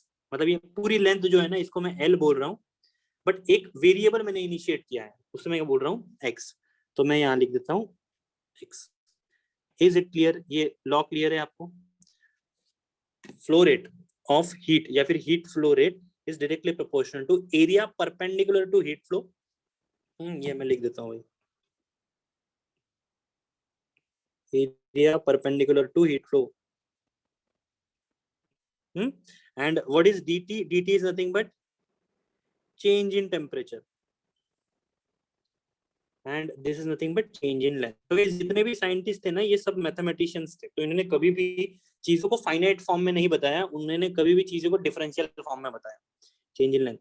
तो इसे फाइनाइट जब हमें करना है तब इसका सिर्फ इंटीग्रेशन करना है और कुछ नहीं ना। मोरओवर गाइस, यहाँ हमें एक प्रोपोर्शनैलिटी साइन दिख रहा है। प्रोपोर्शनैलिटी साइन को कैसे रिमूव करते हैं? प्रोपोर्शनैलिटी कांस्टेंट आ जाएगा। ठीक है, प्रोपोर्शनैलिटी कांस्टेंट है, मैं इसको अभी हटा देता हूँ। एंड मुझे बताओ, ये सब चीजें कंडक्शन जो है ना बॉडी के एक प्रॉपर्टी की वजह से हो रहा है। जैसे हमने न्यूटन्स लॉ पढ़ा था एफएम में, उसमें भी प्रोपोर्शनैलिटी थी कि नहीं? उस प्रोपोर्शनैलिटी को हटाने के लिए हमने एक कांस्टेंट इंट्रोड्यूस किया था, उसे क्या बोला था हमने? विस्कोसिटी। क्यों? क्योंकि वो सब चीजें, वो सब रामायण किसकी वजह से हुआ था? उस विस्कोसिटी वाले प्रॉपर्टी की वजह से। मुझे बताओ, कंडक्शन कौन सी ऐसी प्रॉपर्टी जिसकी वजह से हो रहा है? Thermal conductivity. Yes, thermal conductivity. तो मैंने यहाँ पे उसका एक सिंबल दे दिया के। व्हाट इज के? के is nothing but thermal conductivity of body.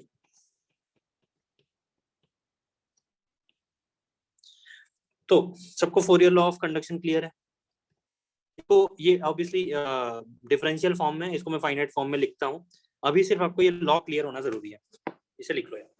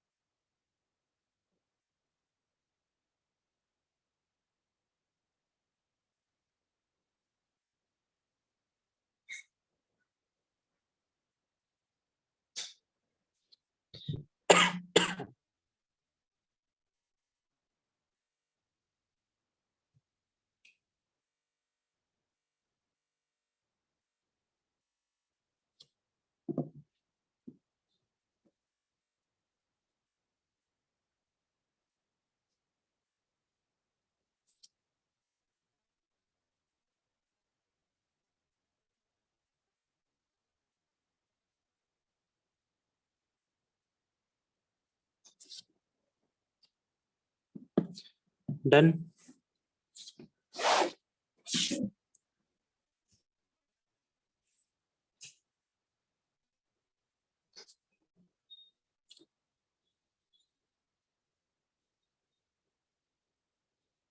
हो गया। हाँ सर। हाँ सर।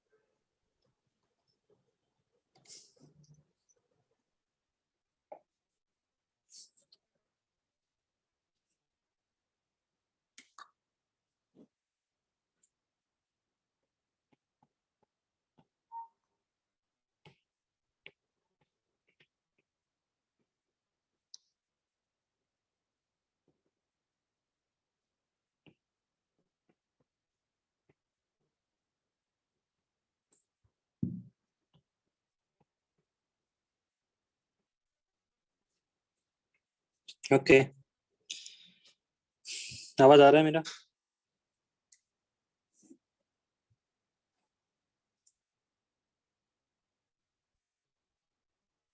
आवाज आ रहा है ना? Yes sir. Yes sir. So we are discussing general या फिर generalize 3 dimensional heat conduction equation. तो अभी देखो यार, मैंने ना एक आपको इक्वेशन बताया था एफएम में, या फिर सबने पढ़ा होगा एफएम में। कौन सा इक्वेशन पढ़ा था हमने? एक जनरल इक्वेशन पढ़ा था, कंटिन्यूटी, जनरल कंटिन्यूटी इक्वेशन। समझा? सब पढ़ा था, देखा था कि नहीं सबने? तो मैंने आपको ना तभी Yes, एक sir. चीज बताई थी कि जनरलाइज्ड या फिर जनरलाइज्ड इक्वेशन का मतलब क्या होता है, या फिर जनरल इक्वेशन का मतलब क्या होता है। तो गाइस, ये ऐसा इक्वेशन होता है, जनरलाइज्ड इक्वेशन एक ऐसा इक्वेशन होता है जिसमें कोई अजम्पशन नहीं होता। क्या होता है? कोई अजम्पशन नहीं होता। हम लोग सभी चीजों में क्या करते हैं? अजम्पशन यूज करते हैं। लेकिन जनरलाइज इक्वेशन एक ऐसा इक्वेशन है जिसमें कोई अजम्पशन नहीं है। ओके, एंड उस पे आप अजम्पशन अप्लाई करोगे तो आपको क्या मिलेगा? जो सिंपलिसिटी या फिर सिंपल इक्वेशंस है उनको सॉल्व करने का अप्रोच मिलेगा। ठीक है? तो सिमिलरली गाइज, यहाँ मैं ये जो इक्वेशन है ना उसको लिख रहा हूँ। इसकी एक एक टर्म मैं आपको एक्सप्लेन करूंगा, एंड ये इक्वेशन का आगे क्या यूज होने वाला है वो भी मैं आपको बताऊंगा। फॉर द टाइम बीइंग ये समझ लेते हैं हम।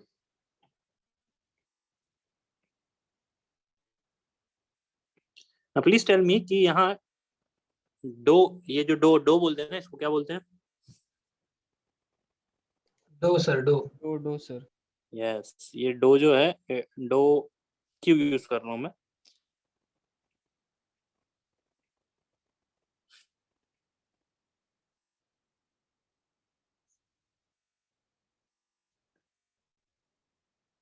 ये जो भी चीजें है ना कि जिसको मैं यहाँ लिख रहा हूँ, डेंसिटी, इसको मैं आपको भी एक्सप्लेन कर देता हूँ। Thermal conductivity, c means specific heat.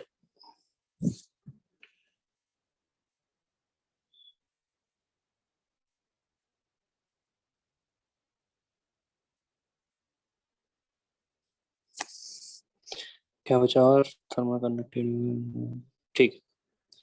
हाँ, दिस क्यू जी।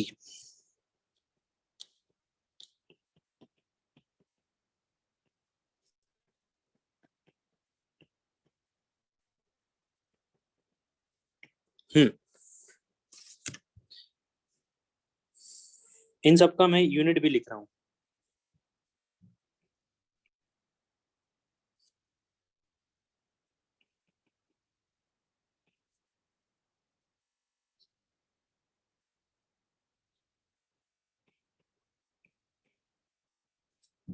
ओके,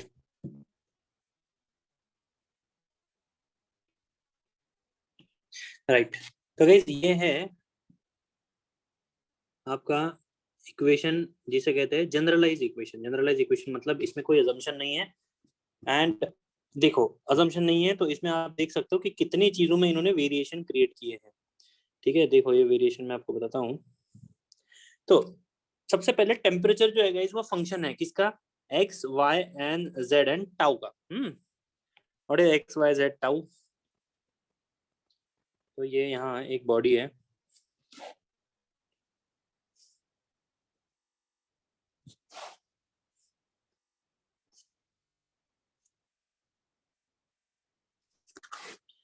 ये एक बॉडी है गाइस। इसमें देखो आप डायमेंशन अगर देखेंगे तो लेट अस से ये एक्स एक्सिस है, ये वाई एक्सिस है, ये जेड एक्सिस है। ठीक है, तो जो हीट है, हीट एक्स एक्सिस में, वाई एक्सिस में एंड जेड एक्सिस में, तीनों ही एक्सिस में फ्लो कर रही है। समझ रहे हो? इन तीनों ही एक्सिस में अगर हीट फ्लो करेगी तो इसका मतलब तीनों ही डायमेंशन में या फिर तीनों ही डायरेक्शंस में टेम्परेचर अलग अलग है। समझ पा रहे हो कि नहीं?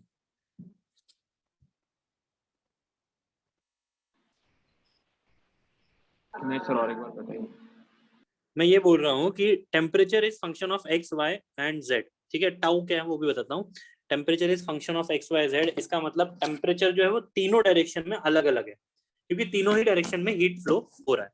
क्योंकि एक जनरलाइज इक्वेशन मतलब हीट फ्लो कहीं पे भी हो सकता है, एक्स में हो सकता है, वाई में हो सकता है, जेड में हो सकता है। ओके, तो एक्स वाई जेड में टेम्परेचर जो है वो अलग अलग है।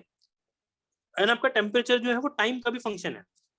इसका मतलब जब टाइम 10 सेकंड था तो टेम्परेचर कुछ और होगा, टाइम 20 सेकंड पे टेम्परेचर कुछ और होगा, 30 सेकंड पे कुछ और होगा। यही होता है ना रियल लाइफ में, यही होता है कि नहीं? कभी आपने देखा है क्या कि एक पूरी बॉडी है जिसका एक साइड में टेम्परेचर सेम है, दूसरे साइड में टेम्परेचर सेम है, तीसरे में सेम है? नहीं, जनरली टेम्परेचर्स में वेरिएशन होते हैं एक्स वाई जेड के डायरेक्शन में। एंड ऑब्वियसली टाइम के साथ तो हीट का वेरिएशन होता है, टेम्परेचर का वेरिएशन होता है, क्योंकि टाइम अगर लेट्स से आपने कोई हीट करके बॉडी रख दी, धीरे धीरे टाइम जैसे पास होगा आपको पता चलेगा उसका टेम्परेचर डाउन हो रहा है। तो ये जो है काफी रियलिस्टिक सिचुएशन हमने अज्यूम की है। एंड इस रियलिस्टिक सिचुएशन में आपको ये पता चलता है कि temperature is function of x y z and tau. Tau means time. इसमें मैंने और थोड़ा सा तड़का मार दिया है इंटरनल हीट जनरेशन का। ये क्यूजी क्या है guys? Internal heat generation. Internal heat generation मतलब क्या? बहुत सी ऐसी बॉडीज होती है जो इंटरनली हीट को जनरेट करती है। मतलब आप बाहर से एनर्जी उसको दे रहे हो, ये ट्रांसफर होके जा रही है, एंड आपको ये पता चलेगा कि उसके अंदर भी एक क्या है, हीट का सोर्स है। ये समझ आ रहा है सबको? अभी आप बोलोगे सर ऐसी कौन सी बॉडी है? ऐसी बहुत सारी बॉडी है। एक एक बात बताऊं मुझे, चलो लेट अस से मैं अज्यूम करता हूँ आपका जो बल्ब होता है, ठीक है, बल्ब में आप बाहर से उसको एनर्जी दे रहे हो कि नहीं? इलेक्ट्रिसिटी के फॉर्म में दे रहे हो ना? हाँ Yes, सर। sir. उसमें खुद में हीट जनरेट हो रही है कि नहीं? ये सर। हाँ, तो ऐसी बहुत सी बॉडीज है। अरे आपका मतलब इलेक्ट्रिकल या फिर मैकेनिकल चीजें छोड़ दो, आपकी खुद की बॉडी देखो यार। आपकी खुद के बॉडी में बाहर से हीट ट्रांसफर हो रहा है कि नहीं? हो रहा है। आपकी खुद की बॉडी हीट जनरेट कर रही है कि नहीं? कर रही है। उसे क्या बोलते हैं? Heat, internal heat generation. ये सबको क्लियर है इंटरनल हीट जनरेशन? इसको मैंने ना सिंपल होने के लिए पर यूनिट वॉल्यूम वाले यूनिट में लिखा है। मतलब हीट का क्या है? वैट पर मीटर क्यूब।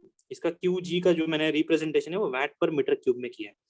ये समझ आए? 4 फैक्टर क्या क्या रियल सिचुएशन को रियलिस्टिक बनाने के लिए मैंने क्या क्या फैक्टर्स अज्यूम किया है कि टेम्परेचर अज्यूम क्या करना, यही होता है। ठीक है, टेम्परेचर एक्स वाई जेड में वेरी करेगा, टाइम के साथ वेरी करेगा, एंड बॉडी इंटरनली भी हीट को क्या कर रही है? जनरेट कर रही है। Is it clear? Yes sir. Right.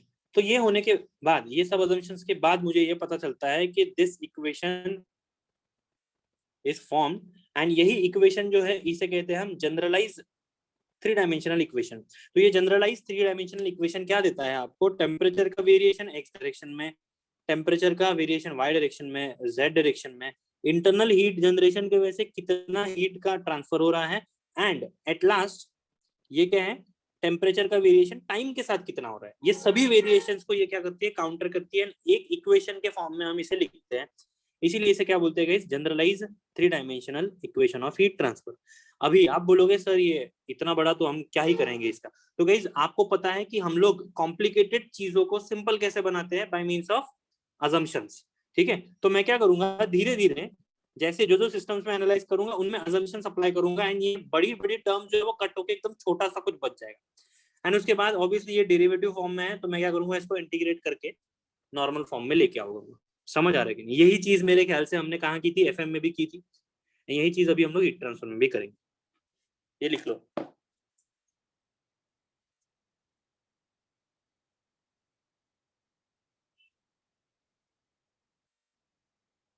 Sir मतलब पिस्टन्स और इंजन्स बना के टाइम पे ये सब फैक्टर्स को एनालाइज करके उन लोग करते हैं ना? यस।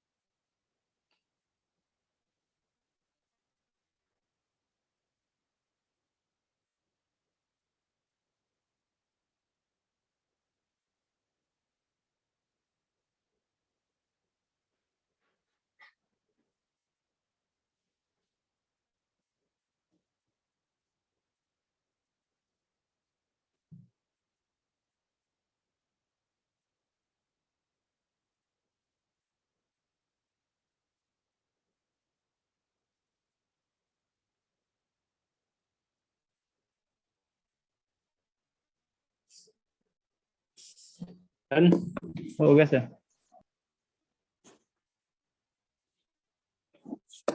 नहीं सर, एक मिनट सर।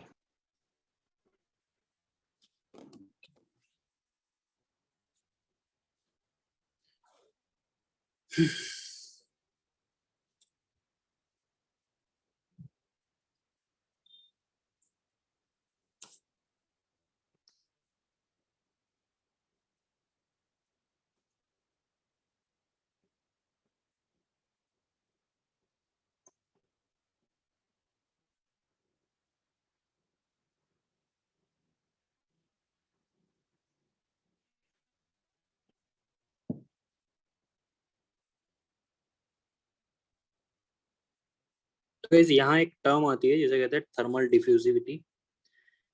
क्या सिग्निफिकेंस है बताता हूँ मैं। सर ये वाले डायग्राम में सर जो आपने ड्रॉ किया है क्यूब वाला, तो उसमें आप बेसिकली बोल रहे हो कि एक्स वाई जेड डायरेक्शन में अलग अलग रहेगा हीट, मतलब with respect to x y z vary करेगा हीट, ऐसा? Yes yes yes. Okay okay sir. ठीक है, तो मैं जैसे बता रहा था थर्मल डिफ्यूजिविटी,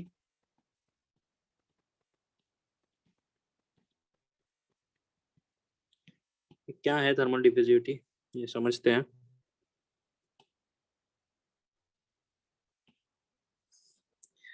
तो ये अल्फा थर्मल डिफ्यूजिविटी जो है गाइस, इसे अल्फा से हम लोग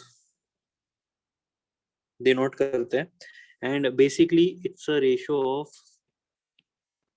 K upon density into specific heat, right? Now what is K? K is, या फिर मैं ना यहाँ लिख देता हूँ इसको, K is थर्मल कंडक्टिविटी यानी जो डेंसिटी इंटू C जो चीज है ना गाइस, इसे कहते हैं थर्मल कैपेसिटी। क्या कहते हैं? Thermal capacity. थर्मल कैपेसिटी क्या डिनोट करती है? सुनो, आपका थर्मल कंडक्टिविटी जो है ना वो हीट फ्लो को डिनोट करती है, whereas thermal capacity heat holding को डिनोट करती है। Heat flow capacity and heat holding capacity. अभी आप बोलोगे फ्लो कैपेसिटी या होल्डिंग कैपेसिटी क्या है? चलो बताओ मुझे, जिसका थर्मल कंडक्टिविटी ज्यादा होगा वो ज्यादा हीट फ्लो कर पाएगा कि नहीं कर पाएगा? Yes sir. हाँ सर। यस, हाँ। एंड थर्मल कैपेसिटी मतलब क्या है? बॉडी का हीट होल्डिंग कैपेसिटी, बॉडी कितनी हीट होल्ड कर पाती है। देखो अभी मैं सिंपल एग्जांपल देता हूँ गाइस। नॉर्मली ना इंजन जो होते हैं वो पहले के जमाने में वाटर कूल हुआ करते थे, ठीक है। अभी भी बड़े बड़े इंजन जो है वो जनरली वाटर कूल होते हैं, बट अगर आपको अच्छी टेक्नोलॉजी लानी है या फिर आपको बेटर कूलिंग चाहिए तो इंजन जो है वो ऑयल कूल्ड होते हैं। जैसे बहुत सी गाड़ी, जैसे एवेंजर अपने ये कौन सी गाड़ी है अपनी बजाज की, क्या नाम है उसका, नई गाड़ी आई है ना एक, क्या कुछ तो है नाम, ठीक है। उसमें ऑयल कूल इंजन यूज किया गया है। उसी उसके जो उसका जो फ्लैप है ना उसी पे लिखा है ऑयल कूल्ड, ठीक है। तो ऑयल कूल्ड की क्या जरूरत है? ऑयल कूल्ड की जरूरत ये है गाइस हीट होल्डिंग कैपेसिटी। समझ रहे हो? मतलब देखो ऐसा है कि फ्लूइड का भी टेम्परेचर है। ऐसा नहीं है कि इंजन में लेट से 1200 डिग्री सेल्सियस टेम्परेचर आया तो आपने इस पे पानी डाल दिया तो आपको लगता है कि ठंडा हो जाएगा। नहीं यार, आपका वाटर 100 डिग्री सेल्सियस के ऊपर हीट ले सकता है क्या? बताओ। नहीं सर। नहीं ले सकता। इसके ऊपर तो वो स्टीम बन जाएगा, तो वो उड़ जाएगा, वो सिंपली सरफेस पे नहीं रहेगा। बट वही अगर मैं एक ऐसा ऑयल लाता हूँ जो 150 डिग्री सेल्सियस तक हीट ले सकता है तो ये ज्यादा झेल जाएगा। अभी हमें पता क्या चलता है कि इसमें बॉइलिंग टेम्परेचर इंपॉर्टेंट है या कोई और चीज इंपॉर्टेंट है? तो इस बॉइलिंग टेम्परेचर इंपॉर्टेंट नहीं है, ये कोई और चीज जो है इसे कहते हैं हम हीट होल्डिंग कैपेसिटी। मैं सिंपल एग्जांपल देता हूँ आपको। मेरे पास व्हाट इज स्पेसिफिक हीट, पहली चीज मुझे एक बात बताओ, स्पेसिफिक हीट क्या होता है? एक चीज मैंने देखो सी जो लिखा है ना स्पेसिफिक हीट, देखो सिंपल है। वाटर का स्पेसिफिक हीट कितना है? 4.187 किलो जूल पर केजी केल्विन। ये सबको पता है क्या? Yes sir. चलो मेरे पास लेट से 1 लीटर का 1 केजी का वाटर है, 1 केजी है दोनों फ्लूइड। देखो इधर ना,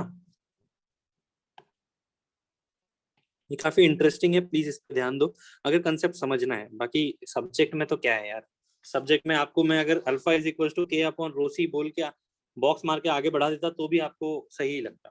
देखो मेरे पास लेटर से एक फ्लूइड है, मैं आपको कंपैरिजन बता रहा हूँ। वाटर है एक, ठीक है। उसके बाद एक ऑयल ए एंड दूसरा है ऑयल बी, या फिर फ्लूइड है फ्लूइड बी। वाटर का टेम्परेचर, वाटर का स्पेसिफिक हीट है ये, ठीक है। ये जो ऑयल है ना इसका स्पेसिफिक हीट है ये। इनको मैं थोड़ा सिंपल कर देता हूँ, 4 लिख देता हूँ, 4।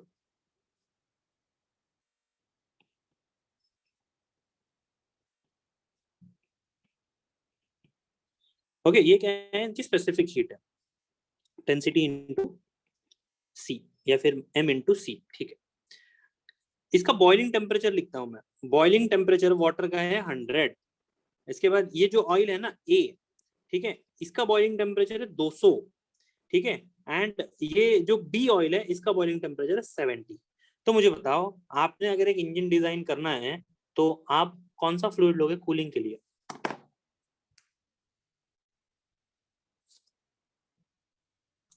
ए सर। ए सर। ए, यस सर। सब कोई ए के साथ जाएगा?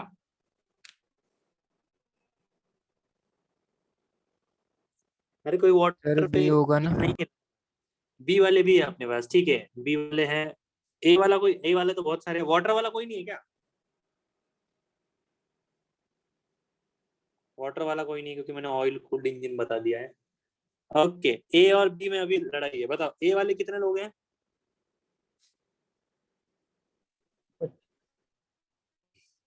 कमेंट में डाल दो। ए एंड बी जो है कमेंट में डाल दो। चलो बी फटाफट। का 3 किलो जूल होके इतना कम क्यों? अगर ऑयल ए का इतना है तो 200 है इसका। क्या मतलब सब जो थर्मल कंडक्टिविटी से थर्मल डिफ्यूजिविटी है ना, डिफ्यूजिटी, उसमें बी पार्ट का समझाओ ना, वो क्यों इतना 70 डिग्री मतलब? अरे भाई ये डिफ्यूजिविटी नहीं है मेरे भाई, ये बॉइलिंग टेम्परेचर है। कहाँ कहाँ थे? Okay okay sorry. ये बॉइलिंग टेम्परेचर है, बॉइलिंग टेम्परेचर। ओके ये डिफ्यूजिविटी तो मैंने आपसे बताया नहीं है। ओके। बताओ ए वाले कौन है, बी वाले कौन है? फटाफट कमेंट में डालो। कमेंट बोल रहा हूँ चैट बॉक्स में। बी कृष्णन। ओके, रिप्लाई करो कुछ तो, सिर्फ सोना मत। A, O A B.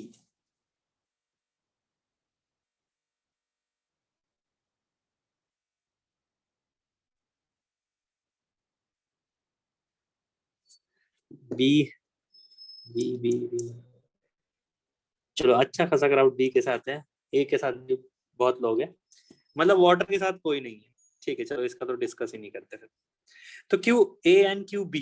तो मुझे बताओ कूलिंग कैपेसिटी, या फिर हम लोग ये सब चीजें क्यों कर रहे हैं? ताकि हमें एक ऐसा फ्लूइड मिले जिसे हम क्या कर सके, जिससे हम ज्यादा से ज्यादा हीट को डिसिपेट करा सके, राइट? तो एंड ऑब्वियसली जब वो वो फ्लूइड अपने बॉइलिंग टेम्परेचर तक पहुंच जाएगा, उसके बाद तो वो हीट ले नहीं सकता, ठीक है? हाँ, उसको आप अगर ट्यूब में भगाओगे या फिर उसको आप अगर कंफाइंड स्पेस में रखोगे तो शायद वो हीट ले ले, but it is very difficult. तो अपना पॉइंट क्या है कि क्या सिर्फ बॉइलिंग टेम्परेचर मैटर करता है? नहीं। देखो ये जो लिखा है ना मैंने, 2 किलो जूल पर केल्विन, 2 किलो जूल पर केल्विन या फिर सेल्सियस सेम ही होता है। हाँ, ये क्या है, 8 किलो जूल पर केल्विन या फिर सेल्सियस, क्योंकि ये टेम्परेचर डिफरेंस है। तो गाइस ये फ्लूइड ए जो है ना, ये क्या करता है पता है? ये फ्लूइड ए आपका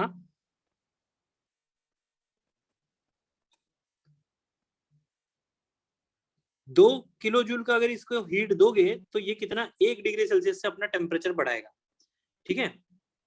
इसके पास ज्यादा से ज्यादा 200 डिग्री सेल्सियस तक का इसके पास टाइम है, मतलब ये 400 किलो जूल की एनर्जी ले सकता है। सही है कि नहीं? Yes sir. ना व्हाट अबाउट बी? बी जो है ना वो 8 किलो जूल की एनर्जी लेने के बाद 1 डिग्री से टेम्परेचर बढ़ाएगा, मतलब वो उसके पास 70 डिग्री का अगर फ्रेम है तो 560 किलो जूल की एनर्जी वो ले सकता है, तब वो बॉइलिंग पे पहुंचेगा। तो मुझे बताओ कौन सा अच्छा फ्लूइड है इनमें से? बी है ना सर।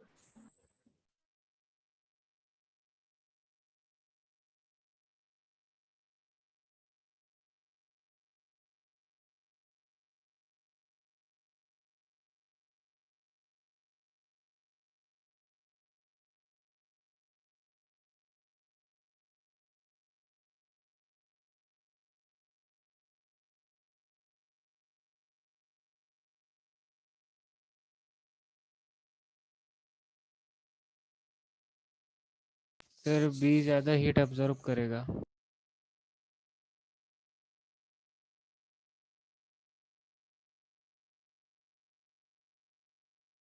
सर आप शायद से म्यूट है।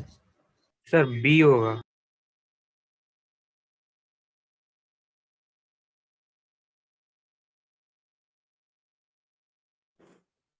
सर आप तो ये म्यूट हो। समझ आ गया कि आपको बी फ्लूइड क्यों इंपॉर्टेंट है? नहीं, ये फ्लूइड कुछ काम का नहीं, जबकि वाटर तो कुछ नॉनसेंस है, क्योंकि वाटर में तो आपको थोड़ा, वाटर एंड ए फ्लूइड जो है वो एक्चुअली इक्वली हो रहे हैं, ज्यादा कंजम्पशन नहीं है। समझ आ रहे हो कि नहीं?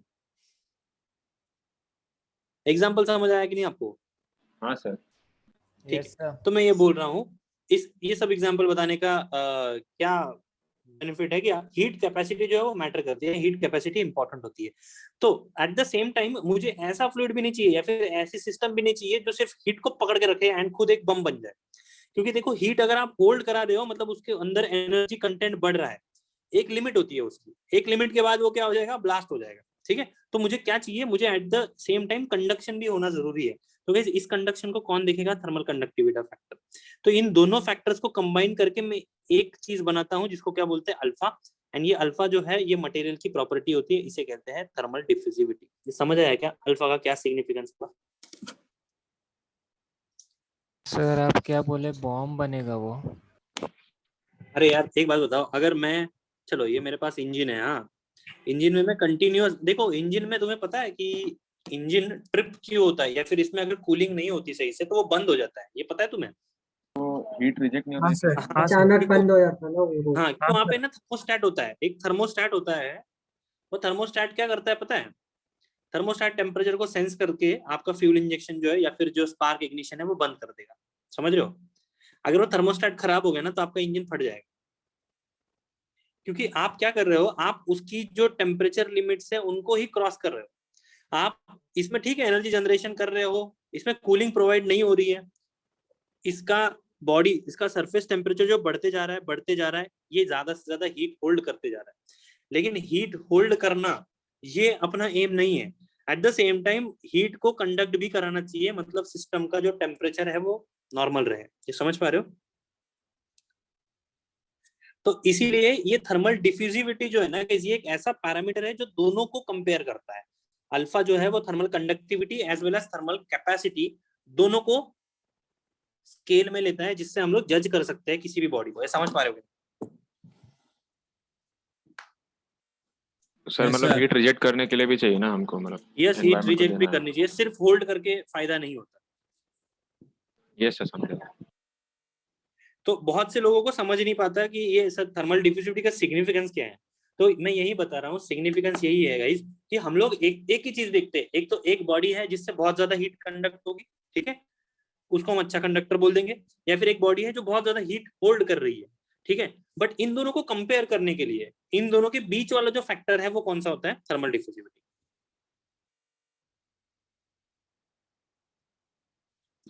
तो अगर मैं एग्जांपल दूंगा इस, तो मेटल्स, गैसेस, इनके पास ना हाई वैल्यू ऑफ अल्फा होता है, हाई अल्फा।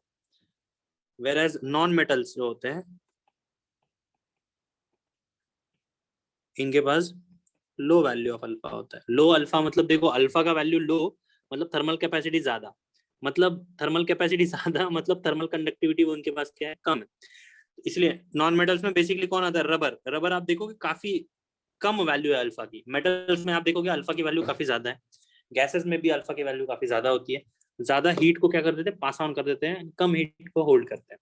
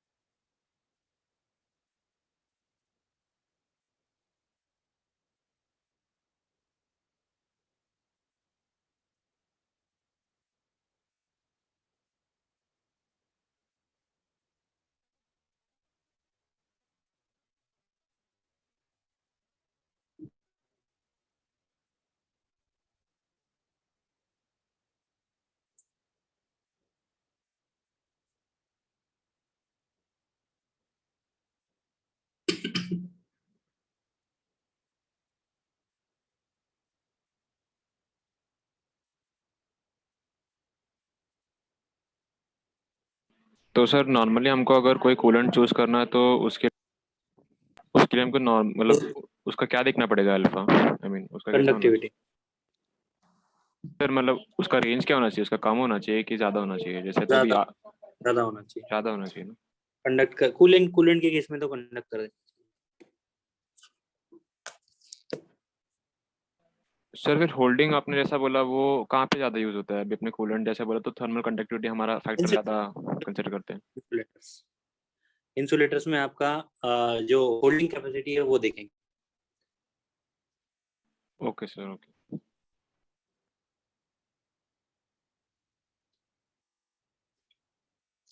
ठीक है, अभी गाइस अल्फा अल्फा अगर इंक्रीज होता है ना, तो मैं सिर्फ ये एक ही लिख रहा हूँ, अल्फा अगर ज्यादा है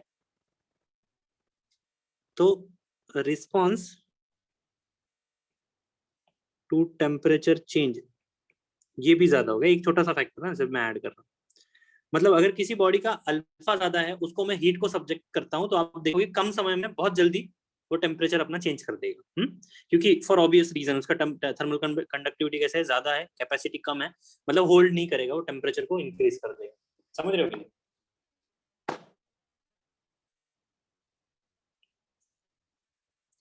समझ आया ये? हाँ sir. Okay, right done. Sir ये एक और बार बताएं ना, आपने क्या बताया? मैं ये बता रहा हूँ कि अल्फा जो है इसका रिलेशन आता है टेम्परेचर के साथ। ये मैं क्यों बता रहा हूँ, क्योंकि आपको ये एमसीक्यू में ऐसा पूछ सकते हैं। ठीक है, कि अल्फा ज्यादा है तो टेम्परेचर चेंज कैसा होगा, ज्यादा होगा या कम होगा। ठीक है, तो ऐसा है कि आप देखो यहाँ से आप देख सकते हो अल्फा एंड के जो है डायरेक्टली प्रोपोर्शनल है एंड इनवर्सली प्रोपोर्शनल है थर्मल कैपेसिटी के साथ। तो अल्फा अगर ज्यादा है तो बॉडी बहुत जल्दी अपना टेम्परेचर को चेंज कर देगी। ठीक है, मतलब अगर किसी बॉडी को मैंने हीट को सब्जेक्ट किया है, उसका अल्फा ज्यादा है, तो वो बहुत जल्दी अडेप्ट हो जाएगी एंड टेम्परेचर को चेंज कर लेगी। वेयर अगर अल्फा कम है तो फिर वो क्या करेगी, टेम्परेचर को रेजिस्ट करेगी, क्योंकि वो हीट को क्या करेगी, होल्ड करेगी। हाँ सर, समझो।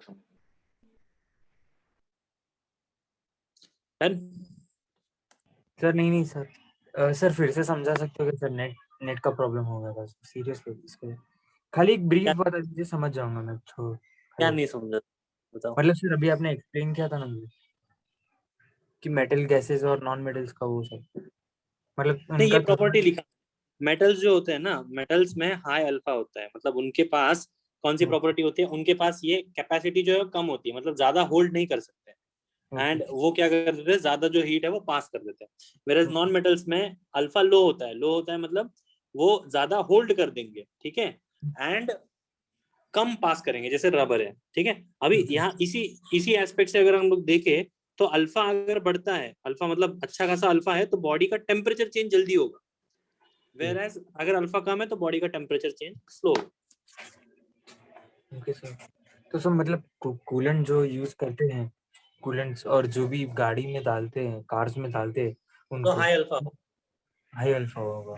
और सर मतलब ऐसा मतलब सर एक नॉर्मल स्पेसिफिक नहीं, बट थोड़ा सर ऐसा कोई मेटल मतलब नहीं है कि जो ज्यादा ही मतलब इतना हीट अब्सॉर्ब करके बाद में, क्योंकि सर मैंने देखा है तो ब्लास्ट हो गया बहुत बार, मतलब सुना है, क्योंकि इंजन बर्स्ट हो जाए, कोई इलेक्ट्रिकल प्रॉब्लम आ जाता है तो उसमें पूरा गाड़ी और सर पूरा उसमें प्रॉब्लम आता है सर। नहीं देखो, ये तो है ना, अभी आपने अगर इंजन सिस्टम में कूलेंट दिया ही नहीं है तो वो एनी हाउ बर्स्ट होगा। अभी वो ये मत देखो कि इंजन मेटल का बना है सर, उसका अल्फा तो हाई है तो उसने हीट डिसिपेट करना चाहिए। ठीक है, इंजन जो है वो अपनी एक लिमिट तक हीट को दे सकता है, लेकिन उसके बाद उससे हीट निकालना ये कूलेंट का काम है।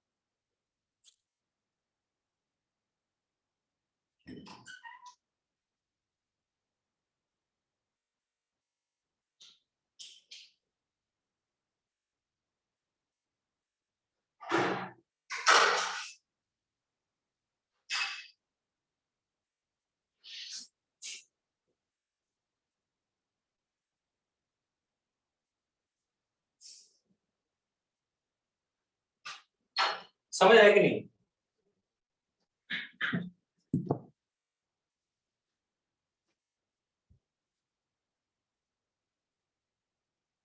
अरे सबको समझ आया ना?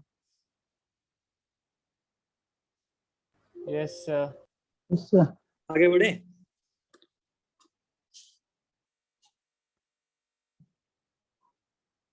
चलो, तो गाइस ये सब थी थियरी रिलेटेड चीजें। चलो अभी काम की चीज पे आते हैं। Now what we are going to do, हम लोग एग्जैक्टली अभी देखने वाले हैं regarding conduction. Conduction through wall, ये बहुत इंपॉर्टेंट टॉपिक आ जाता है। बहुत सारे क्वेश्चन पूछते हैं, let it be your university exam और दूसरे जो भी एग्जाम हो, ठीक है, अभी वो एग्जाम वगैरह छोड़ो उनका। इम्पोर्टेंट क्या है कि हमें यूनिवर्सिटी में ये कंडक्शन थ्रू वॉल आने वाला है। इसमें वॉल में दो टाइप है, एक तो प्लेन वॉल आएगी या फिर कंपोजिट वॉल। प्लेन वॉल मतलब एक ही मेटल है या फिर एक ही मटेरियल है, कंपोजिट मतलब मल्टीपल है। ये सिंपल एनालिसिस है। चलो मैं सबसे पहले स्टार्ट करता हूँ heat conduction through plane wall. Okay, सब लोग सही है ना? किसी को ज्यादा तो नहीं हो गया? 2 घंटे हो चुके हैं इसीलिए मैं पूछ रहा हूँ।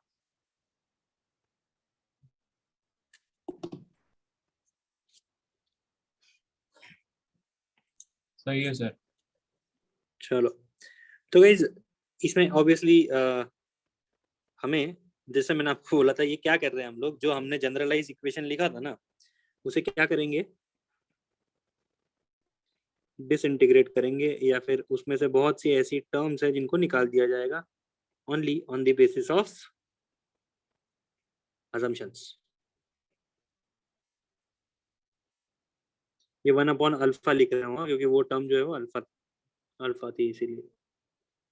ओके गाइस, तो ये अपना जनरलाइज इक्वेशन है, ये वॉल है गाइस।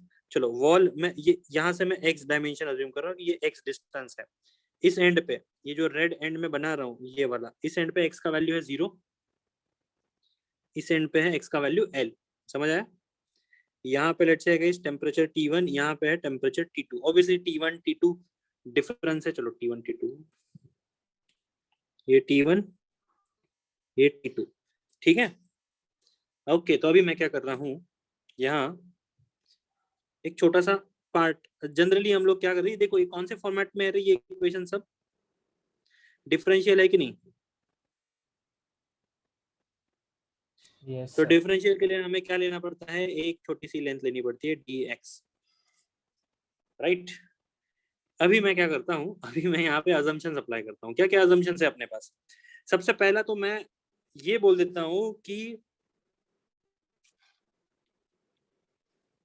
टेम्परेचर चेंज सिर्फ x डायरेक्शन में। ये जैसे ही लिखता हूँ क्या क्या खत्म हो गया बताओ? ये खत्म हो गया, ये खत्म हो गया, ये भी खत्म हो गया। सही है कि नहीं? अरे बताओ यार। सर राइट वाला कैसे हुआ सर खत्म? हाँ ये बताना है मुझे। देखो गाइस, दो तरीके के हीट ट्रांसफर होते हैं। ये यहाँ मैं ऐड कर दूँ।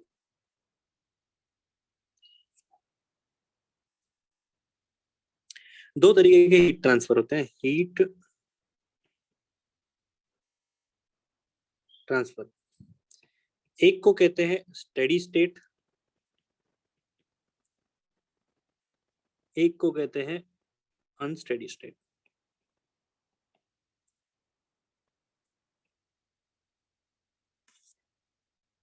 इसका सिंपल मतलब है temperature doesn't change with respect to time, okay, and unsteady state मतलब temperature change with respect to time. तो मुझे बताओ कि हम लोग कौन से दुनिया में रहते हैं, अनस्टेडी या स्टेडी?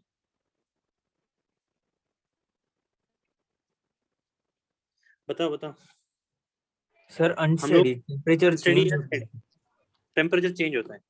नहीं, हमारे पास कॉम्बिनेशन है। मुझे बताओ, फ्रिज का एग्जांपल लेता हूँ मैं। हाँ, जब फ्रिज बंद होता है, उसको हम चालू करते हैं, तो आपको पता चलेगा कि कौन सी स्टेट आ रही है, अनस्टेडी स्टेट आ रही है। मतलब उसका धीरे धीरे टेम्परेचर कम हो गया। लेट्स से पहले चालू करने से पहले 24 था, उसके बाद धीरे धीरे कम हुआ, फाइनली 18 पे वो स्टेबल हो गया।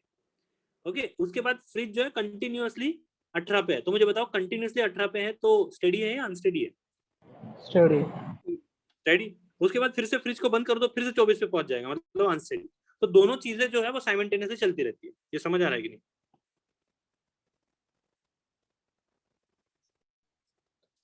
क्लियर है? सर एक बार रिपीट कीजिए सर, नेट का इशू था। किसके नेट का इशू है? मेरा सर। हाँ, मुझे लगा मेरे फिर से हो गया कुछ।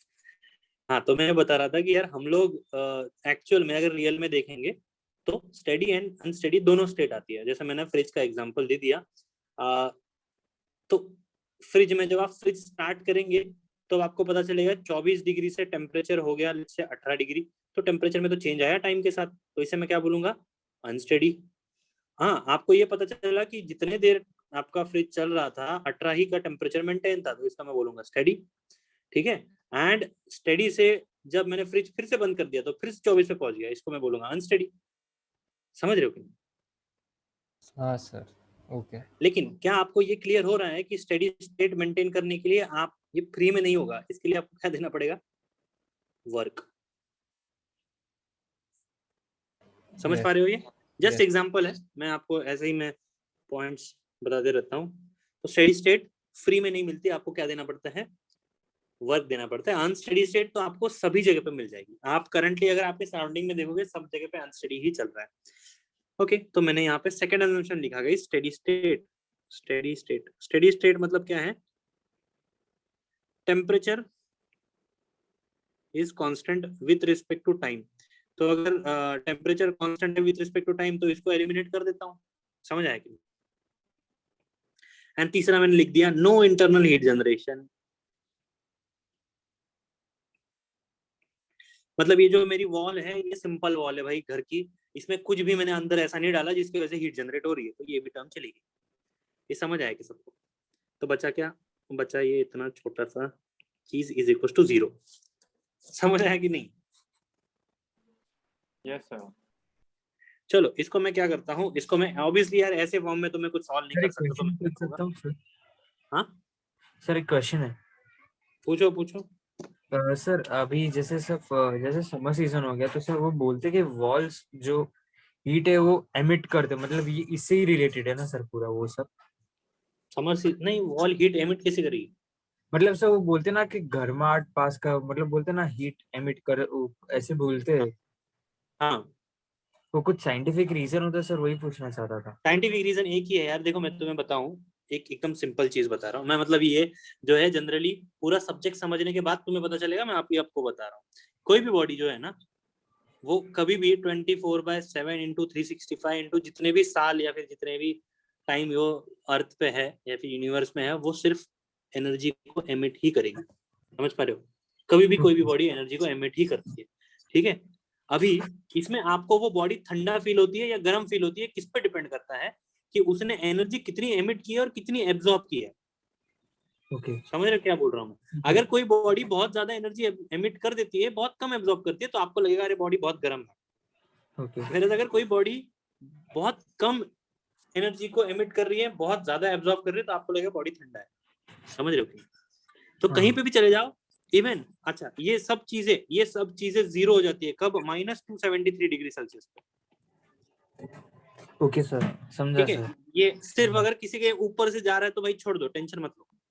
ठीक है, ये सिर्फ फैक्ट्स बता रहा हूँ मैं आपको, ये सब चीजें जनरली नहीं लिखी हुई है, मैं सिर्फ आपको मेरे नॉलेज से बता रहा हूँ कि कोई भी बॉडी कभी भी एनर्जी को एमिट करती है। ठीक है, and at the same time वो दूसरे से जो दूसरी बॉडी है वो भी एमिट करेगी ना, उससे वो एनर्जी लेती भी है। तो बस सब लोग यही काम करते रहते हैं, दूसरे की एनर्जी लो, खुद की एनर्जी छोड़ो। अभी कौन कितना एनर्जी छोड़ रहा है, कौन कितना एनर्जी ले रहा है, उसके ऊपर डिपेंड करेगा कि वो ठंडा फील कराएगा या फिर गर्म फील कराएगा। समझ पा रहे हो? सर समझा सर, समझा। क्योंकि सर ऐसा कहा जाता है कि सर मतलब सर अगर कोई एसी वाला रूम रहता है और ऊपर के जो फ्लोर पे जो मतलब रहता है ना सर, तो जो फ्लोर्स है सर वो अगर पूरा वॉल ठंडा हो गया तो हीट एमिट करेगा ना सर। ऐसे ये अभी जो आपने बताया ना सर उससे रिलेटेड हो गया, मतलब ऐसे समझा मुझे। यस यस यस, चलो तो गाइस ये वाला जो फॉर्म है इसको मैं ऐसे ही तो नहीं छोड़ सकता, तो मैं क्या करता हूँ, इंटीग्रेट करता हूँ। तो पहले बात, इंटीग्रेट करने पे क्या होगा, अच्छा मुझे बताओ अभी ये मैं डो को कन्वर्ट कर सकता हूँ क्या डी में?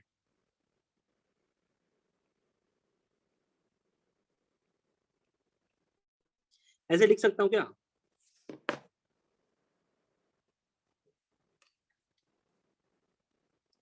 हेलो, अरे बताओ कोई। Yes sir. क्यों लिख सकता हूँ? सर हमारे अजम्पशन है ना, टेम्परेचर सिर्फ एक्स में चेंज हो रहा है, टाइम के साथ भी तो चेंज अपना हो रहा है। अजम्पशन पहले क्या था, अपना अजम्पशन पहले ये था कि टेम्परेचर मल्टीपल वेरिएबल्स पे डिपेंड करता है, अभी मैंने ये किया कि टेम्परेचर सिंगल वेरिएबल पे आ रहा है, तो जैसे ही सिंगल वेरिएबल पे आता है पार्शियल डिफरेंशियल का जो साइन है वो उड़ जाता है अभी। तो ये जो मेरे पास D square T by D X square is equal to 0 है, इसको अगर मैं इंटीग्रेट करूंगा गाइस तो D T by D X आएगा, यहाँ पे क्या आएगा, कांस्टेंट आ जाएगा, C1 बोल देता हूँ, फिर से इंटीग्रेट करते हैं, ये आ जाएगा T, ये आ जाएगा C1x प्लस C2, ये टेम्परेचर का वेरिएशन है। ओके, टेम्परेचर के वेरिएशन को अगर मुझे अभी ये तो C1 C2 तो निकालना पड़ेगा ना यार, तो इसे कैसे निकालेंगे, इसे निकालेंगे हम by means of boundary condition. What are boundary conditions, मैंने आपको बताया था, कौन सा टॉपिक में बताया था हमने, बाउंड्री लेयर में ऑब्वियसली। बताओ बाउंड्री कंडीशन क्या है। चलो, कहना है से जब x का वैल्यू, अच्छा यहाँ देखो टेम्परेचर एंड x के बीच में सब कुछ चल रहा है, राइट, तो मतलब टेम्परेचर एंड x की ही बाउंड्री कंडीशन हमें देखनी है। जब x का वैल्यू 0 था, टेम्परेचर कितना है,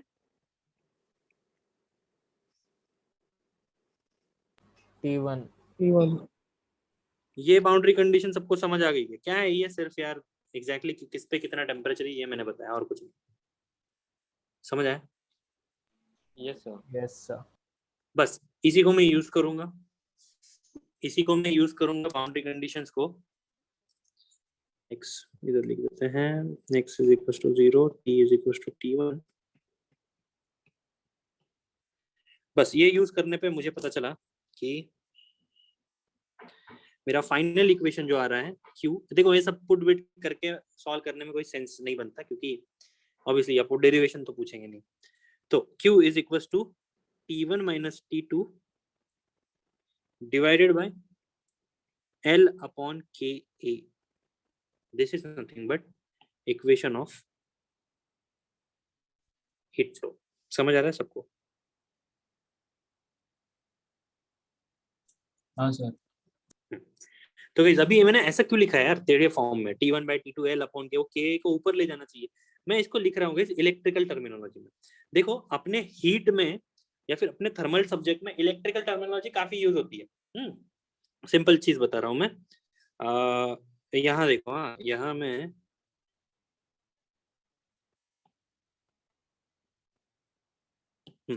यहाँ मैं क्या बना रहा हूँ, एक रेजिस्टर बना रहा हूँ। ये रेजिस्टर जो है ना गाइस, इसके इस साइड में लेट्स से वोल्टेज है V1, इस साइड में वोल्टेज है V2, ये है रेजिस्टर। अभी इससे क्या फ्लो हो रहा है, करंट फ्लो हो रहा है। क्या फ्लो हो रहा है, करंट। तो गाइस ये तो करंट वाली टर्मिनोलॉजी, चलो मैं इसको हीट वाली टर्मिनोलॉजी में ट्रांसफर करता हूँ।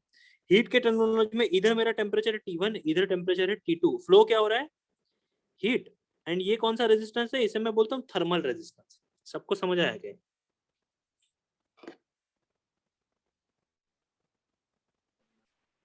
Yes sir. हाँ, तो बस इसी बेसिस पे मुझे क्या पता है यार, I is equal to V by R, ये होता है ना। हाँ तो सर। मुझे ये पता चलता है कि मेरा I मतलब करंट से, करंट जो है वो हीट से इक्वल है, ठीक है। Voltage difference is nothing but temperature difference, and R का मतलब क्या है, थर्मल रेजिस्टेंस, वो क्या है, L अपॉन Ka। समझ आया कि नहीं? What is L? L is nothing but thickness of metal. What is K? K is nothing but thermal conductivity and A is nothing but area. Now please tell me ये कौन सा area है यार, कौन सा एरिया? एक body में लाखों एरिया होते हैं, मैंने आपको बताया है। परपेंडिकुलर इसी टू बॉडी द परपेंडिकुलर। तो गाइस ये हीट का फ्लो ऐसे हो रहा है, तो इसका एग्जैक्टली ये जो डायमेंशन होगा ना, ये डायमेंशन वाला एरिया, ये डायमेंशन जो मैंने ग्रीन किया है, रेड किया है, पिछले वाले इसमें ग्रीन किया था, वो एरिया आएगा, ठीक है। तो मैं यहाँ स्पेसिफिकली लिख देता हूँ area perpendicular to heat flow. Okay, please इसे समझो एंड इसे लिखो भी। ये वाला देखो, सर वो वायर वाला आपने क्या बताया, वो वायर वाला मैंने ये बताया कि यार जैसे वायर के बीच में रेजिस्टेंस लगा के उससे जो हम टर्मिनोलॉजी निकालते हैं कि वोल्टेज V1 V2 होता है, एंड उसके वजह से देखो वोल्टेज डिफरेंस आएगा तो उसके वजह से करंट फ्लो होगा कि नहीं, ये वोल्टेज, इसके वजह से क्या फ्लो हुआ, करंट फ्लो हुआ। करंट। सिमिलरली टेम्परेचर डिफरेंस की वजह से क्या फ्लो हुई, हीट फ्लो हुई। That's it. ओके, समझा।